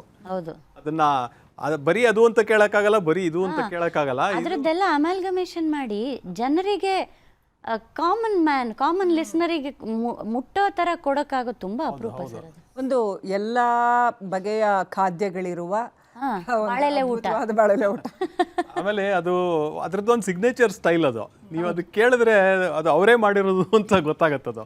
ಅವರಿಂದ ಇನ್ಸ್ಪೈರ್ ಆಗಿ ಯಾರೋ ಬೇರೆಯವ್ರು ಮಾಡ್ಬೋದು. ಈಗ ಸೈರಾಟ್ ಅಂತ ಒಂದು ಸಿನಿಮಾ ನೀವು ಆ ಹಾಡುಗಳು ಕೇಳಿದ್ರೆ, ಅದು ನಾನು ಕೇಳಿದ ತಕ್ಷಣ ಇಳೆಯರಾಜನೇ ಮಾಡಿರೋದು ಅಂತ ಅಂದ್ಕೊಂಡೆ, ಅದು ಆ ಸ್ಟೈಲ್ ಕೇಳಿ. ಬಟ್ ಬೇರೆಯವ್ರು ಮಾಡಿದ್ದು ಇಳೆಯರಾಜ ಅವರ ಆರಾಧಕರು ಅವರು. ಆಮೇಲೆ ಸುಂದರಿ ಸುಂದರಿ ಕಣ್ಣಾಲ್ ஒரு ಸೇದಿ ಫುಲ್ ಸಿಂಫನಿ ಆರ್ಕೆಸ್ಟ್ರಾ ಅದು. ಅದನ್ನ ನಾನು ಹೇಳ್ತೀನಿ, ನೀವು ಮನೆಗೆ ಹೋದ್ಮೇಲೆ ಮಾಡಿ ಆ ಕೆಲಸ. ರಾತ್ರಿ ಲೈಟ್ಸ್ ಎಲ್ಲ ಆಫ್ ಮಾಡಿ ಆ ಹಾಡನ್ನು ಕೇಳಿ, ನಿಮಗೆ ಒಂದು ರೀತಿಯ ಭಯ ಮಿಶ್ರಿತವಾದ ರೋಮಾಂಚನ ಆಗುತ್ತೆ. ಇಟ್ ಈಸ್ ಸೋ ಇಂಟೆನ್ಸ್, ತುಂಬ ಇಂಟೆನ್ಸ್ ಆಗಿದೆ. ಆಮೇಲೆ ಸರ್ ಫೋಕ್ ಅಂತ ಹೇಳಿದ್ರಲ್ಲ, ಅವರ ಪ್ರತಿಯೊಂದು ಹಾಡನ್ನು ಅಬ್ಸರ್ವ್ ಮಾಡಿ, ಥರ್ಡ್ ಬಿ ಜಿ ಎಮ್ ಅಂದರೆ ಎರಡನೇ ಚರಣ ಶುರುವಾಗುವ ಮುಂಚೆ ಏನು ಬಿ ಜಿ ಎಮ್ ಬರುತ್ತೆ ಅದೆಲ್ಲ ಫೋಕ್ ಶೈಲಿಯಲ್ಲಿರುತ್ತೆ. First B G M, second B G M ಎಲ್ಲ ಸ್ವಲ್ಪ ಇಂಡೋ ವೆಸ್ಟರ್ನ್ ಮಿಕ್ಸ್ಚರ್ ಇರುತ್ತೆ. Third B G M completely folk ಶೈಲಿಯಲ್ಲಿರುತ್ತೆ. ಎವ್ರಿ ಸಾಂಗ್ ಅಬ್ಸರ್ವ್ ಮಾಡಿ ನೋಡಿ, ಕೇಳಿ ನೋಡಿ. ಇಂಜಿ ಪಳಗ ಅಂತ ಒಂದು ಹಾಡು ಮಾಡಿದ್ರು ತಮಿಳಲ್ಲಿ. ಓಕೆ, ತಾರ ತಾರ ತಾರ, ಕನ್ನಡದಲ್ಲೂ ಇದೆ, ಹಿಂದಿಲೂ ಆಯ್ತದು, ಹಿಂದಿಲ್ ಮಾಡಿದ್ದಾರೆ, ಹಿಂದಿಲ್ ಆಯ್ತು ಅಂತದು. ಈ ಫೋಕ್ ಮ್ಯೂಸಿಕಲಿ ನಾವು ಕೇಳುವಂತ ಕೆಲವು ಅಂಶಗಳು, ಇವನ್ ಸುರಮಯಿ ಅಖಿಯೂಮೆ ತಗೊಂಡ್ರೆ ಅದ್ರ ರಿದಮ್ ಎಲ್ಲ ಒಂಥರ ಫೋಕಿಶ್ ರಿದಮ್. ಹೌದು, ನನ್ನ ನೀನು ಗೆಲ್ಲಲಾರೆ ಆ ಸಿನಿಮಾದಲ್ಲಿ ಕೂಡ ಎಂತೆಂತ ಹಾಡು. ನಂಗೆ ಅದು ಒಂದು ಕುತೂಹಲ ಇದೆ, ಮಂಜುಳಾ ಅವ್ರಿಗೆ ಎಸ್ ಜಾನಕಿ ಅವ್ರು ಕೊಟ್ಟಿರೋ ಹಾಡಿನ ಧ್ವನಿಯನ್ನ ಅರ್ಚನಾ ಅವ್ರು ಹೇಗೆ ಆಡ್ತಾರೆ? ಅದು ಮಾತ್ರ ಅಮೇಝಿಂಗ್. ಅದು ಆ ಹಾಡಿನ ಮೂಲಕ ಯುದ್ಧ ಮಾಡೋವಂಥದ್ದು ಇದೆಯಲ್ಲ. ಆ್ಯಂಡ್ ಅದರಲ್ಲಿ ನಟನೆ ರಾಜ್ಕುಮಾರ್ ಸರ್ ಅಂತೂ ಹಾಡಿನ ಮಧ್ಯೆ ಹೌದಾ ಅಂತ ಅದು ಅವರು ಹೇಳ್ತಾರೆ. ಅದಕ್ಕೆ ಜಾನಕಿ ಅಮ್ಮನವ್ರು ಕೂಡ ಒಂದು ಟಕ್ಕರ್ ಕೊಟ್ಟಿರೋದಿದೆಯಲ್ಲ, ಪಬಪ್ಪ ಪ ಹಾಡಿ ಅಂತ ಮತ್ತೆ ಮಧ್ಯದಲ್ಲಿ ಇವರು ತನನ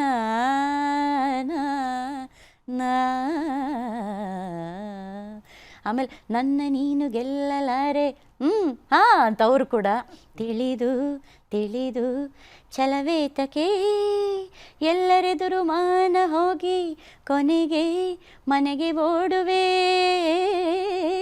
ನನ್ನಂಥ ಗಂಡಿಂದ ಸೋಲೋಕೆ ಆಸೆಯೇ ನಿನಗೆ. ಇದು ಕೊನೆಗೆ ಆ ಹಾಡು ಇನ್ನೂ ಪ್ರೋಗ್ರೆಸ್ ಆಗ್ತಾ ಆದರೆ ಅವ್ರ ಮಾತಿನಲ್ಲಿ, ಇವ್ರ ಹಾಡಲ್ಲಿ ಹೇಳೋದು ಜಾನಕಿ ಅಮ್ಮ, ಅವ್ರ ಮಾತಿನಲ್ಲಿ ಹೆದರಿ ಬೆದರಿ ಓಡುವೆ ಏನು ಅಂತೆಲ್ಲ ಹೇಳೋದು, ಇದು ಅಮೇಝಿಂಗ್. ಇದು ಇಳೆಯರಾಜ ಅವರ ಜಾನಕಿ ಅವರು ಹಾಡಿರೋ ಹಾಡುಗಳು, ಅದು ನಗುವ ನಯನ ಇರ್ಬೋದು, ಪಲ್ಲವಿ ಅನುಪಲ್ಲವಿ ಇರ್ಬೋದು, ಆ ಕಾಲದ ಅನೇಕ ಹಾಡುಗಳು ಇರ್ಬೋದು. ಪಲ್ಲವಿ ಅನುಪಲ್ಲವಿ ಹಾಡುಗಳೆಲ್ಲ ಕೇಳಿದ ತಕ್ಷಣ ಅದು ಎಂಥ ಒಂದು ಹೊಸ ಲೋಕ ಸೇರಿತು ಅದು. ಅಂದರೆ ಅದೇ ಅದರಲ್ಲಿ ನಗುವ ನಯನ ಅದು ಐ ಥಿಂಕ್ ಅದು ಕೊನೆಗೆ ಅದು ಎಷ್ಟು ಪಾಪ್ಯುಲರ್ ಆಯಿತು ಅಂದರೆ ಹಿಂದಿಲಿ ಕೂಡ ಮಾಡಿದ್ರು. ಆಮೇಲೆ ಯಾವುದು ಐಡಿಯಾ ಅನ್ನೋ ಟೆಲಿಫೋನ್ ಕಂಪನಿ ಅದನ್ನು ಜಿಂಗಲ್ ಮಾಡಿಬಿಡ್ತದು, ಟಾಟಾ ಟಾ ಟಾಟಾ ಟಾ ಟಾಟಾ ಟಾ. ಕರೆಕ್ಟ್. ನನಗೆ ತುಂಬ ಇಷ್ಟವಾದ ಹಾಡು ಅಂದರೆ ಇದು ಜನ್ಮ ಜನ್ಮದ ಅನುಬಂಧದಲ್ಲಿ ಅದು ತಂಗಾಳಿಯಲ್ಲಿ. ತಂಗಾಳಿ ಸರ್ ತಂಗಾಳಿಯಲ್ಲಿ ನೀವು ತಗೊಂಡಿದ್ದು ತುಂಬ ಒಳ್ಳೆಯದಾಯಿತು. ಯಾಕಂದರೆ ಅದ್ರ ಮೇಲೆ ಒಂದು ವಿಷಯ ಹೇಳಬೇಕು. ಜಾನಕಿ ಅಮ್ಮನವರಿಗೆ ಆಸ್ತಮಾ ಇದೆ ಅವರಿಗೆ. ಫಾರ್ ಅ ನಾರ್ಮಲ್ ಸಿಂಗರ್ ಈಗ ಒಂದು 10-12 ಬಾರ್ ಒಟ್ಟಿಗೆ ಹಾಡಿ ಅಂದರೆ ಕಷ್ಟಪಡ್ತಾರೆ. ತಂಗಾಳಿಯಲ್ಲಿ ನಾನು ತೇಲಿ ಬಂದೆ ಸಾಂಗಲ್ಲಿ ಅವ್ರು ಬಹುಶಃ ಒಂದು 3-4 ಸಾಲು ಒಟ್ಟಿಗೆ ಹಾಡಿದ್ದಾರೆ. ಆಮೇಲೆ ಇಷ್ಟುದ್ದ ಸಸ್ಟೈನ್ ಮಾಡಿಕೊಂಡು ಚರಣದಿಂದ ಹಾಡ್ಕೊಂಡು ಬಂದು ಪಲ್ಲವಿ ಮುಗಿಸೋವರೆಗೂ ಉಸಿರೇ ತಗೊಂಡಿಲ್ಲ ಅವರೆಲ್ಲೂ. ಈ ಥರ ಬಹಳಷ್ಟು ಹಾಡುಗಳೆಲ್ಲ ಅವರು 3-4 ಸಾಲು ಒಟ್ಟಿಗೆ ಹಾಡಿರೋವಂಥದ್ದಿದೆ. ಸೊ ಅದು ಹೇಗೆ ಸಾಧ್ಯ? ಸಂಬಡಿ ಹೂ ಇಸ್ ಹ್ಯಾವಿಂಗ್ ಒಂಥರ ಬ್ರಾಂಕೈಟಿಸ್ ಎಲ್ಲ ಇಟ್ಕೊಂಡು ಈ ಥರದ ಈ ಲೆವೆಲಿನ ಅವ್ರಿಗೆ ಬ್ರೆತ್ ಕಂಟ್ರೋಲ್ ಹೇಗೆ ಸಾಧ್ಯ ಅನ್ನೋದು ನಂಗೆ ಇದುವರೆಗೂ ಅರ್ಥ ಆಗಿಲ್ಲ ಸರ್. ತಂಗಾಳಿಯಲ್ಲಿ ನಾನು ತೇಲಿ ಬಂದೆ ಹಾಡೋದಾದ್ರೆ, ತಂಗಾಳಿಯಲ್ಲಿ ನಾನು ತೇಲಿ ಬಂದೆ ನಿನ್ನನ್ನು ಪ್ರೀತಿಯಿಂದ ಸೇರಲೆಂದೆ ಓ ಇನಿಯಾ ಓ ಇನಿಯಾ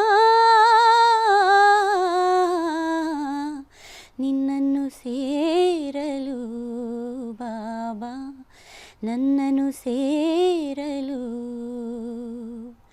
ತಂಗಾಳಿಯಲ್ಲಿ ನಾನು ತೇಲಿ ಬಂದೆ ನಿನ್ನನ್ನು ಪ್ರೀತಿಯಿಂದ ಸೇರಲೆಂದೆ. ಬ್ಯೂಟಿಫುಲ್. ಬೆಸ್ಟ್ ಎವರ್ ಸಾಂಗ್ ನಾನು ಜಾನಕಿ ಅವರದ್ದು ಅಥವಾ ಮೋಸ್ಟ್ ಮೆಮೊರಿಡ್, ಇದನ್ನು ನಾನು ಯಾವತ್ತೂ ನೆನಪಿಟ್ಕೊಂಡಿರ್ತೀನಿ ಅಥವಾ ಪದೇ ಪದೇ ಪದೇ ಪದೇ ಕೇಳ್ತೀನಿ ಅನ್ನುವಂಥ ಒಂದು ಸಾಂಗ್ ಯಾವುದು? ಯಾವುದೇ ರಾಗ, ಮೋಹನ ಕಲ್ಯಾಣಿನೇ ಇರ್ಬೋದು ಅಥವಾ ಬೇರೆ ಯಾವುದೇ ರಾಗ ಇರ್ಬೋದು ನಿಮ್ಗೆ ಇಷ್ಟವಾಗುವಂಥ? ಅಲ್ಲ, ಇದು ತುಂಬ ಕಷ್ಟದ ಪ್ರಶ್ನೆ. ಯಾಕೆ ಅಲ್ವಾ? ಎಲ್ಲ ಸ್ವೀಟ್ ಅಂಗಡಿ, ನಿಮ್ಮ ಮಕ್ಕಳಲ್ಲಿ ನಿಮ್ಗೆ ಫೇವ್ರೇಟ್ ಯಾರು ಅಂತ ಕೇಳ್ದಂಗೆ ಆ್ಯಂಡ್ ಎಲ್ಲ ಫುಲ್ಲು ಸ್ವೀಟ್ ಅಂಗಡಿಯಲ್ಲಿ ಇಟ್ಬಿಟ್ಟು ಯಾವ ಸ್ವೀಟ್ ನಿಂಗೆ ಇಷ್ಟ? ನನಗೆ ಎಲ್ಲ ಅದು ಇಷ್ಟ ಆಗುತ್ತೆ. ಸೊ ಹಂಗೆ ತುಂಬ ಹಾಡುಗಳಿದೆ. ಅದು ಗಾಳಿ ಗೋಪುರ ನನಗೆ ತುಂಬ ಇಷ್ಟ. ಆಮೇಲೆ ಈ ಪ್ರೇಮಲೋಕದ ಹಾಡುಗಳಿಷ್ಟ. ಆಮೇಲೆ ಇದ್ರದ್ದು ಬಾನಲ್ಲು ನೀನೆ ಅಂತೂ ತುಂಬ ಇಷ್ಟ. ಆಮೇಲೆ ಅವರು ಈ ರಾಜನ್ ನಾಗೇಂದ್ರ ಅವ್ರ ಟ್ಯೂನ್ಗಳು ತುಂಬ ಹಾಡಿದ್ದಾರೆ. ನಾನಿನ್ನ ಮರೆಯಲಾರೆ ಹಾಡುಗಳಿಷ್ಟ. ಆಮೇಲೆ ಇದು ಚಂದನದ ಗೊಂಬೆ ಈ ಥರದಲ್ಲೆಲ್ಲ, ಗಾಳಿ ಮಾತು ಸಿನಿಮಾದಲ್ಲೆಲ್ಲ ತುಂಬ ಚೆನ್ನಾಗಿದೆ. ಅದು ಆಲ್ಸೋ ನಾವು ಆವಾಗ ನಮ್ಮ ಕಾಲೇಜ್ ಡೇಸಲ್ಲಿ ಕೇಳಿದ್ದು ಅದೊಂಥರ ಹಾಗೆ ಅಚ್ಚುವತ್ತದಂಗಿದೆ. ಅದು ಎಂದು ಮರೆಯೋಕ್ಕೆ ಸಾಧ್ಯ ಇಲ್ಲ ಅನ್ನೋ ಥರ ಇದೆ ಹಾಡುಗಳು. ತಮ್ಮನವರನ್ನು ಈಗ ಅವ್ರ ಮೇಲೆ PhD ಮಾಡ್ಬೋದು, ವಿಶ್ವವಿದ್ಯಾಲಯದಲ್ಲಿ ಅವ್ರ ಕುರಿತಾಗೆ ಸಬ್ಜೆಕ್ಟ್ ಇಡ್ಬೋದು, ಅಷ್ಟು ಇದೆ ಅದರಲ್ಲಿ, ಅಷ್ಟು ಡೆಪ್ತ್ ಇದೆ ಅಂತ ಹೇಳಿ. ಹೌದು, ಏನೆಲ್ಲ ಮಾಡ್ಬೋದು ನಾವು ಅವ್ರನ್ನ ಇನ್ನಷ್ಟು ಶಾಶ್ವತಗೊಳಿಸೋದಕ್ಕೆ? ಈಗ ಆ್ಯಕ್ಚುಲಿ ನೆನ್ನೆ ದಿವಸ ಮೈಸೂರಿನಲ್ಲಿ ಒಂದು ಅವರ ಹೆಸರಿನಲ್ಲಿ ಸ್ಮಾರಕ, ಇನ್ನೊಂದು ಅಧ್ಯಯನ ಪೀಠ ಮಾಡಬೇಕು ಅಂತ ಹಂಸಲೇಖ ಸರ್ ಅವರು ಒಂದು ಬೇಡಿಕೆ ಇಟ್ಟಿದ್ದಾರೆ. ಸೊ ಯಾರು ಬೇಕಾದರೂ ಸಂಗೀತ ಆಸಕ್ತರಿರ್ಬೋದು, ಸಂಗೀತ ಕಲಿತಾ ಇರೋರು ಇರ್ಬೋದು, ಅಥವಾ ಜಸ್ಟ್ ಸಂಗೀತ ಪ್ರೇಮಿಗಳು ಆಗಿರ್ಬೋದು, ಅಲ್ಲಿ ಬಂದು ತಿಳ್ಕೊಬೋದು, ಕೇಳ್ಬೋದು. ಆ ಥರದ್ದು ಎಲ್ಲ ಒಂದು ಮಾಡೋದು ತುಂಬ ಅದ್ಭುತವಾದ ಒಂದು ಐಡಿಯಾ ಕೊಟ್ಟಿದ್ದಾರೆ. ಅದಲ್ಲದೆ ನನಗೆ ಆಸೆ ಇರೋದೇನೆಂದರೆ ಎಲ್ಲ ಕಲಾವಿದರು ಒಟ್ಟು ಸೇರಿಕೊಂಡು ಪ್ರತಿ ತಿಂಗಳು ಒಬ್ಬೊಬ್ಬರು ಕಂಪೋಸರ್ ಇದರಲ್ಲಿ ಇವರು ಹಾಡಿರೋಂಥ ಹಾಡುಗಳು, ಅಥವಾ ಒಬ್ಬೊಬ್ಬರು ಆ್ಯಕ್ಟ್ರೆಸ್ ಗೆ ಇವ್ರು ಹಾಡಿರೋಂಥ ಹಾಡುಗಳದ್ದು ಒಂದು ಕಾರ್ಯಕ್ರಮ, ಒಂದು ಸರಣಿ ಮಾಡಿಕೊಂಡು ಹೋದರೆ ತುಂಬ ಚೆಂದ ಇರುತ್ತೆ ಅಂತ ನನಗೆ ಆಸೆ ಇದೆ. ನೋಡಬೇಕು ಆಗುತ್ತೋ ಇಲ್ವೋ, ಏನು ಮಾಡೋದು ಅಂತ. ಸದುದ್ದೇಶಕ್ಕೆ ಸದಾ ಅನುಗ್ರಹವೂ ಇರುತ್ತೆ, ಬಲವೂ ಇರುತ್ತೆ, ದೈವ ಬಲನೂ ಇರುತ್ತೆ. ಖಂಡಿತ ಅದು ನೆರವೇರಲಿ ಅನ್ನೋದು ನಮ್ಮ ಆಶಯ ಕೂಡ. ಹೇಗೆ ಅವ್ರಿಗೆ ಟ್ರಿಬ್ಯೂಟ್ ಸಲ್ಲಿಸೋದಕ್ಕೆ ಬಯಸ್ತೀವಿ? ಇದೆ ಅರ್ಚನಾ ಹೇಳಿದ್ರಲ್ಲ, ಹಾಗೆ ಅದು ಸ್ಮಾರಕ ಅಂದರೆ ಒಂದು ಬರೀ ಒಂದು ಕಟ್ಟಡ ಕಟ್ಟಿ ಬಿಡೋದಕ್ಕಿಂತ ಅದೊಂದು ಜೀವಂತ ಸ್ಮಾರಕ ಆಗಬೇಕು. ಅಂದರೆ ಅಲ್ಲಿ ಅವರ ಹಾಡುಗಳನ್ನ ಹಾಡೋದು, ಅವ್ರ ಹಾಡುಗಳನ್ನ ಕಲಿಯೋದು, ಪ್ಲೇಬ್ಯಾಕ್ ಸಿಂಗಿಂಗ್ ಕಲಿಸೋದು, ಅಲ್ಲೊಂದು ಅವರಿಗೆ ಅಂದರೆ ಸಂಗೀತದ ಒಂದು ವಾತಾವರಣ ಅಲ್ಲಿ ಸೃಷ್ಟಿ ಮಾಡಿ ಅವರು ನಡೆಸಿದಂಥ ಒಂದು ತುಂಬು ಜೀವನ, ಅದು ಏನಂತಾರೆ, ಅದು ರಿಚ್ ಎಕ್ಸ್ಪೀರಿಯನ್ಸಸ್. ವಿಶ್ವವಿದ್ಯಾಲಯ ಒಂದು ಏನಾಗುತ್ತೆ ಅಂದರೆ ಪುಸ್ತಕ, ಒಂದು ಅಫ್ಕೋರ್ಸ್ ಪುಸ್ತಕ ಮಾಡೋದು ಅಂತ ಎಲ್ಲರೂ ಯೋಚನೆ, ಅದು ಆಗಲೇಬೇಕು, ಅದು ಆಗ್ಲೂಬಹುದು. ಆದರೆ ಇದೆಲ್ಲ ಇನ್ನೂ ಸ್ವಲ್ಪ ಈ ಥರ ಕೆಲಸಗಳು ಮಾಡೋದು ಅದಕ್ಕಿಂತ ಸಸ್ಟೈನ್ಡ್ ಆಗಿ ಮಾಡುವಂಥ ಕೆಲಸಗಳು, ಅಂದರೆ ಅದಕ್ಕೆ ಬೇಕಾದಂಥ ಇನ್ಫ್ರಾಸ್ಟ್ರಕ್ಚರ್ ಇರಬೇಕು, ಅಲ್ಲಿ ಎಲ್ಲರೂ ಕಲ್ಸೋದಕ್ಕೆ ಒಂದು ಜಾಗ ಬೇಕು, ಅಲ್ಲಿ ಅದನ್ನು ರೆಕಾರ್ಡ್ ಮಾಡೋದಕ್ಕೆ ಒಂದು ಬೇಕು, ಕ್ಲಾಸ್ ರೂಮ್ ನಡೆಸೋದಕ್ಕೆ. ಸೊ ಈ ಥರದ್ದೆಲ್ಲ ನೀವು ಹೇಳ್ದಂಗೆ ಆದರೆ ಅದು ತುಂಬ ಒಂದು ಜೀವಂತವಾದಂಥ ಟ್ರಿಬ್ಯೂಟ್ ಆಗುತ್ತೆ ಹೊರತು ಎಂದೋ ಒಂದು ದಿವಸ ನಾವು ಜ್ಞಾಪಿಸ್ಕೊಂಡು ಅವ್ರ ಬಗ್ಗೆ. ಆಮೇಲೆ ಒಂದು ಅಕಾಡೆಮಿ ಥರ ಏನಾದರೂ ಆಗಬೇಕು, ಆಗಿ ಈ ಸಂಗೀತದಲ್ಲಿ ಮಾಸ್ಟರ್ಸ್ ಎಲ್ಲ ಅಥವಾ ಇದು PhD ಎಲ್ಲ ಮಾಡೋವಂಥವ್ರಿಗೆ ಈ ಶಿವ ಎಂದರೆ ಜಯಗೌರಿ ಇರ್ಬೋದು, ಭಾರತ ಭೂಷಿರ ಇರಬಹುದು, ನಂಬಿದೆ ನಿನ್ನ ನಾದ ದೇವತೆ ಇರ್ಬೋದು, ಇಂಥ ಹಾಡುಗಳನ್ನು ಅವರಿಗೆ ಪ್ರಾಕ್ಟೀಸ್ ಮಾಡಿ ಹಾಡೋಕ್ಕೆ ಕೊಡಬೇಕು. ಇವರ ಪ್ರತಿಯೊಂದು ಹಾಡು ಒಂದು ಲೆಸನ್ ಇದ್ದ ಹಾಗೆ. ಸೊ ಈ ಥರದ ಹಾಡುಗಳನ್ನು ಕಲಿತು ಅಟ್ಲೀಸ್ಟ್ ಒಂದು 16ನೇ ಒಂದು ಭಾಗನಾದರೂ ಹಾಡ್ಲಿಕ್ಕಾದ್ರೆ ಅದು they will be a very good singer. ಅದರಿಂದ ಇನ್ಸ್ಪೈರ್ ಆಗಿ ನೀವೇನು ಮಾಡ್ತೀರಾ ಅಂತ ಕೂಡ. ಹೌದು, ಈ ಹಾಡು ಕೇಳಿ ನೀವು ಯಾವ ಹಾಡು ಬರೀತೀರಾ, ನೀವು ಯಾವ ಹಾಡು ಕಂಪೋಸ್ ಮಾಡ್ತೀರಾ, ಯಾವುದನ್ನು ಹಾಡ್ತೀರಾ ಅನ್ನೋದನ್ನು ಕೂಡ ಐ ಥಿಂಕ್ ಅವರ ದೊಡ್ಡ ನಾವೆಲ್ಲ ಅದರಿಂದ ಕಲಿಬೇಕಾಗಿರೋದೇನು ಅಂದರೆ ಅವರು ಅದನ್ನು ಎಷ್ಟು ಕ್ರಿಯೇಟಿವ್ ಆಗಿದ್ರು ಅವರ ಇಡೀ ಜೀವನ. ಅವ್ರ ಇಂಟರ್ವ್ಯೂಗಳು ಕೇಳಿದ್ರಂತೂ ಒಂದು ಏನಂತಾರೆ, ಆ ಒಂದು ಸಂತೋಷದ ಜಾಯ್ ಆಫ್ ಲಿವಿಂಗ್, ಜಾಯ್, ಅದನ್ನು ಅವರು ಎಲ್ಲ ಕಡೆ ಹೇಳ್ತಾರೆ. ಅರ್ಚನಾ ಉಡುಪ ಅವರೇ, ಯಾವ ರೀತಿ ಒಂದು ಟ್ರಿಬ್ಯೂಟ್ ಸಲ್ಲಿಸೋದಕ್ಕೆ ಬಯಸ್ತೀರಿ ಜಾನಕಮ್ಮನವ್ರಿಗೆ ಹಾಡಿನ ಮುಖಾಂತರ? ಕೆಲವು ನನ್ನ ಫೇವ್ರೆಟ್ ಹಾಡುಗಳ ಎರಡೆರಡು ಸಾಲನ್ನು ಹೇಳಿ ಮಾಡ್ಬೋದು ಅಂದರೆ ಮಾಡ್ತೀನಿ. ಡೆಫಿನೆಟ್ಲಿ. ಒಮ್ಮೆ ನಿನ್ನನ್ನು ಕಣ್ತುಂಬ ಕಾಣುವಾಸೆ ಎಲ್ಲಿರುವೆ, ಒಮ್ಮೆ ನಿನ್ನನ್ನು ಕಣ್ತುಂಬ ಕಾಣುವಾಸೆ ಎಲ್ಲಿರುವೆ, ಭುವಿಯಲ್ಲೋ ಬಾನಲ್ಲೋ ಇನ್ನೆಲ್ಲೋ ನಾ ಕಾಣೆ, ಒಮ್ಮೆ ನಿನ್ನನ್ನು ಕಣ್ತುಂಬ ಕಾಣುವಾಸೆ ಎಲ್ಲಿರುವೆ, ಆಕಾಶದೀಪವು ನೀವು, ನಿಮ್ಮ ಕಂಡಾಗ ಸಂತೋಷವೇನು, ನಿಮ್ಮ ಕಂಡಾಗ ಸಂತೋಷವೇನು,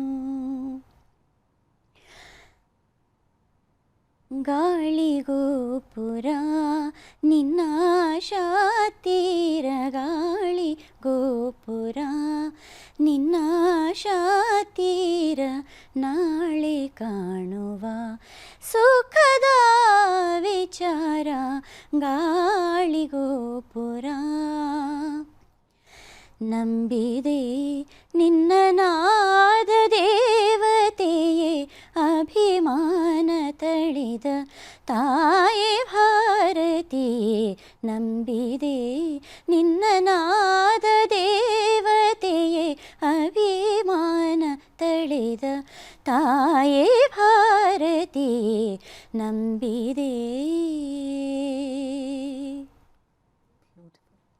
ನಾವೆಲ್ಲ ಅವ್ರನ್ನೇ ನಂಬ್ಕೊಂಡಿರೋದು. ವಿ.ಕೆ. ವೆಂಕಟೇಶ್ ಅವರು ಕೂಡ ಇದೇ ರೀತಿ ಪ್ರಯೋಗಗಳನ್ನ ಮಾಡಿದ್ದು ಇಳೆಯರಾಜ ಅವರಿಗಿಂತ ಮೊದಲೇ ಅಂತ ನೀವು ಹೇಳ್ತಾ ಇದ್ರಿ, ಪಾಶ್ಚಿಮಾತ್ಯ. ಸೊ ಇಳೆಯರಾಜ ಅವರು ಕೂಡ GKV ಅವರ ಗರಡಿಯಲ್ಲೇ ಪಳಗದಂಥವ್ರು, ಹಾಗಾಗಿ ತುಂಬ ಸಿಮಿಲ್ಯಾರಿಟೀಸ್ ಕಾಣಿಸುತ್ತೆ. ಸೊ GKV ಅವರು ಕೂಡ ತುಂಬ ವೆಸ್ಟರ್ನ್, ಆಗಿನ ಕಾಲದಲ್ಲೇ ವೆಸ್ಟರ್ನ್ ಬಳಕೆ, ಪಾಶ್ಚಾತ್ಯ ಸಂಗೀತದ ಬಳಕೆ ಮಾಡಿಕೊಂಡು ವಿಭಿನ್ನವಾದ ಸ್ವರ ಪ್ರಯೋಗಗಳು, ರಾಗಗಳ ಪ್ರಯೋಗಗಳೆಲ್ಲ ಮಾಡ್ತಾ ಇದ್ದಂಥವ್ರು. ಅದರಲ್ಲಿ ನಂಗೆ ತಕ್ಷಣಕ್ಕೆ ತಲೆಗೆ ಬರೋದು ಅಂದರೆ, ರಾಜ ಮುದ್ದು ರಾಜ ನೂಕುವಂಥ ಕೋಪ ನನ್ನಲ್ಲೇಕೆ, ಸರಸದ ವೇಳೆ ದೂರ ನಿಲ್ಲಲೇಕೆ, ಕೋಪವೇಕೆ, ನಿನಗಾಗಿ ಬಂದೆ ಒಲವನ್ನು ತಂದೆ, ನನ್ನದೆಲ್ಲ ನಿಂದೆ ರಾಜ. ಸೊ ಆ ಎಂಟ್ರಿನೇ ರಾಜ, ಅದು ವೆಸ್ಟರ್ನೇ ಅದು. ಸೊ ಅದರಲ್ಲಿ ನೀವು ರಿದಮ್ ಪ್ಯಾಟರ್ನ್ ಕೇಳ್ಬೋದು, ಇದು BGM ಅಲ್ಲಿ ಬರೋ ಮ್ಯೂಸಿಕ್ ಎಲ್ಲ ಇರ್ಬೋದು, ಎಲ್ಲ ತುಂಬ ಒಂಥರ ವೆಸ್ಟರ್ನೈಸ್ಡು. ಸೊ ಈ ಸಂದರ್ಭದಲ್ಲಿ ಅವರ ಸಂಗೀತ ಮತ್ತು ಜಾನಕಿ ಅಮ್ಮನವರ ಒಂದು ಗಾಯನ ಎಲ್ಲವೂ ಮೇಳೈಸ್ಕೊಂಡಂತಹ ಮತ್ತೊಂದು ಎಕ್ಸಾಂಪಲ್. Very beautiful. ಸಾಕ್ಷಾತ್ ಸರಸ್ವತಿ, ನಮ್ಮೆಲ್ಲರ ಆರಾಧ್ಯ ದೈವ ಜಾನಕಿ ಅಮ್ಮನವರ ಬಗ್ಗೆ ನಮ್ಮ ಪ್ರೀತಿಯ ಗೌರವದ ನುಡಿಗಳನ್ನು ಹಂಚಿಕೊಂಡು, ಕೆಲವು ಥಾಟ್ಸನ್ನು ಹಂಚಿಕೊಂಡು, ಕೆಲವು ಹಾಡುಗಳನ್ನು ಅವರಿಗೆ ದನಿ ಕಾಣಿಕೆಯಾಗಿ ನೀಡೋದಕ್ಕೆ ಅವಕಾಶ ಮಾಡಿಕೊಟ್ಟಂತಹ ರಿಪಬ್ಲಿಕ್ ಟಿ ವಿಯ ಎಲ್ಲ ಹಿರಿಯರಿಗೆ ಕಿರಿಯರಿಗೆ ಎಲ್ಲ ಮಿತ್ರರಿಗೆ ತುಂಬ ಹೃದಯದ ಧನ್ಯವಾದಗಳನ್ನ ಅರ್ಪಿಸ್ತೀನಿ. Thank you. ಮತ್ತು ನಮ್ಮನ್ನು ಎಷ್ಟು ಪ್ರೀತಿಯಿಂದ ಮಾತನಾಡಿಸಿದ ನಿಮಗೂ ಅನಂತ ಧನ್ಯವಾದಗಳು. ಎಸ್ ಜಾನಕಿ ಅವರ ಬಗ್ಗೆ ಈ ಕಾರ್ಯಕ್ರಮ ಮಾಡಿ ಅವರ ಹಳೆ ಹಾಡುಗಳನ್ನೆಲ್ಲ ಮತ್ತೆ ಜ್ಞಾಪಿಸ್ಕೊಳ್ಳೋ ಹಂಗೆ ಮಾಡಿ, ಮೆಲುಕು ಹಾಕೋ ಹಂಗೆ ಮಾಡಿ, ಮತ್ತು ಅರ್ಚನಾ ಅವರ ಹಾಡುಗಾರಿಕೆಯಲ್ಲಿ ಮತ್ತೆ ಎಸ್ ಜಾನಕಿ ಅವರ ಹಾಡುಗಳನ್ನ ಕೇಳೋದು ಇದಕ್ಕಿಂತದ ಖುಷಿಯ ಶ್ರದ್ಧಾಂಜಲಿ ಇರಲಾರ್ದು. ಮತ್ತು ಇದ್ರ ಬಗ್ಗೆ ತುಂಬ ವಿಷಯಗಳನ್ನು, ತುಂಬ ವಿಚಾರಗಳನ್ನು ನೀವು ಅವರಿಂದ ಮತ್ತು ನನಗೆ ತಿಳಿದ ಮಟ್ಟಿಗೆ ಹೇಳೋ ಹಾಗೆ ನೀವೆಲ್ಲ ಅವಕಾಶ ಮಾಡಿಕೊಟ್ಟಿದ್ದಕ್ಕೆ ನಿಮಗೆ ಮತ್ತು ರಿಪಬ್ಲಿಕ್ ಟಿ ವಿಯ ಎಲ್ಲ ಸಿಬ್ಬಂದಿಯವ್ರಿಗೂ ನಮಸ್ಕಾರ ಆ್ಯಂಡ್ ಥ್ಯಾಂಕ್ ಯು. ಸೊ ಸಾಕಷ್ಟು ಇದು ಬಹುಶಃ ಇದು ಮುಗಿಯದ ಒಂದು ಕಾರ್ಯಕ್ರಮ. ನಾನು ಇದನ್ನು ಮುಗಿಸೋದಕ್ಕೆ ಬಯಸೋದಿಲ್ಲ. ಈ ಸಂಗೀತ ಶಾಶ್ವತವಾಗಿರಲಿ, ಈ ಖುಷಿ ಶಾಶ್ವತವಾಗಿರಲಿ, ಈ ಒಂದು ಸಂಗೀತ ಮನಸ್ಸಿಗೆ ತಂದುಕೊಡುವಂಥ ಮುದ ಇದೆಯಲ್ಲ, ಆ ಮುದ ತಾಳಲಾರೆನೂ ಇಂಥ ಮುದ ಅಂತ ಒಂದು ನಾಟಕದ ಹಾಡು ಬರುತ್ತೆ. ಇವರು ಬಿ ವಿ ಕಾರಂತರ ಸಂಗೀತದ ಸಂಯೋಜನೆದು ಅಂತ ಅನ್ಕೋತೀನಿ. ಆ ಥರ ಆ ಮುದ ಇದೆಯಲ್ಲ, ಅದ್ಭುತವಾದ ಮುದ ಯಾವತ್ತಿಗೂ ಹೀಗೆ ಮುಂದುವರಿತಾ ಇರಲಿ. ಎಸ್ ಆರ್ ರಾಮಕೃಷ್ಣ ಅವರು, ಅರ್ಚನಾ ಉಡುಪ ಅವರು ಅದ್ಭುತವಾಗಿ ಈ ಕಾರ್ಯಕ್ರಮವನ್ನು ನಡೆಸ್ಕೊಟ್ಟಿದ್ದೀರಿ. ತಮಗಿಬ್ಬರಿಗೂ ಕೂಡ ಅನಂತ ಧನ್ಯವಾದಗಳು.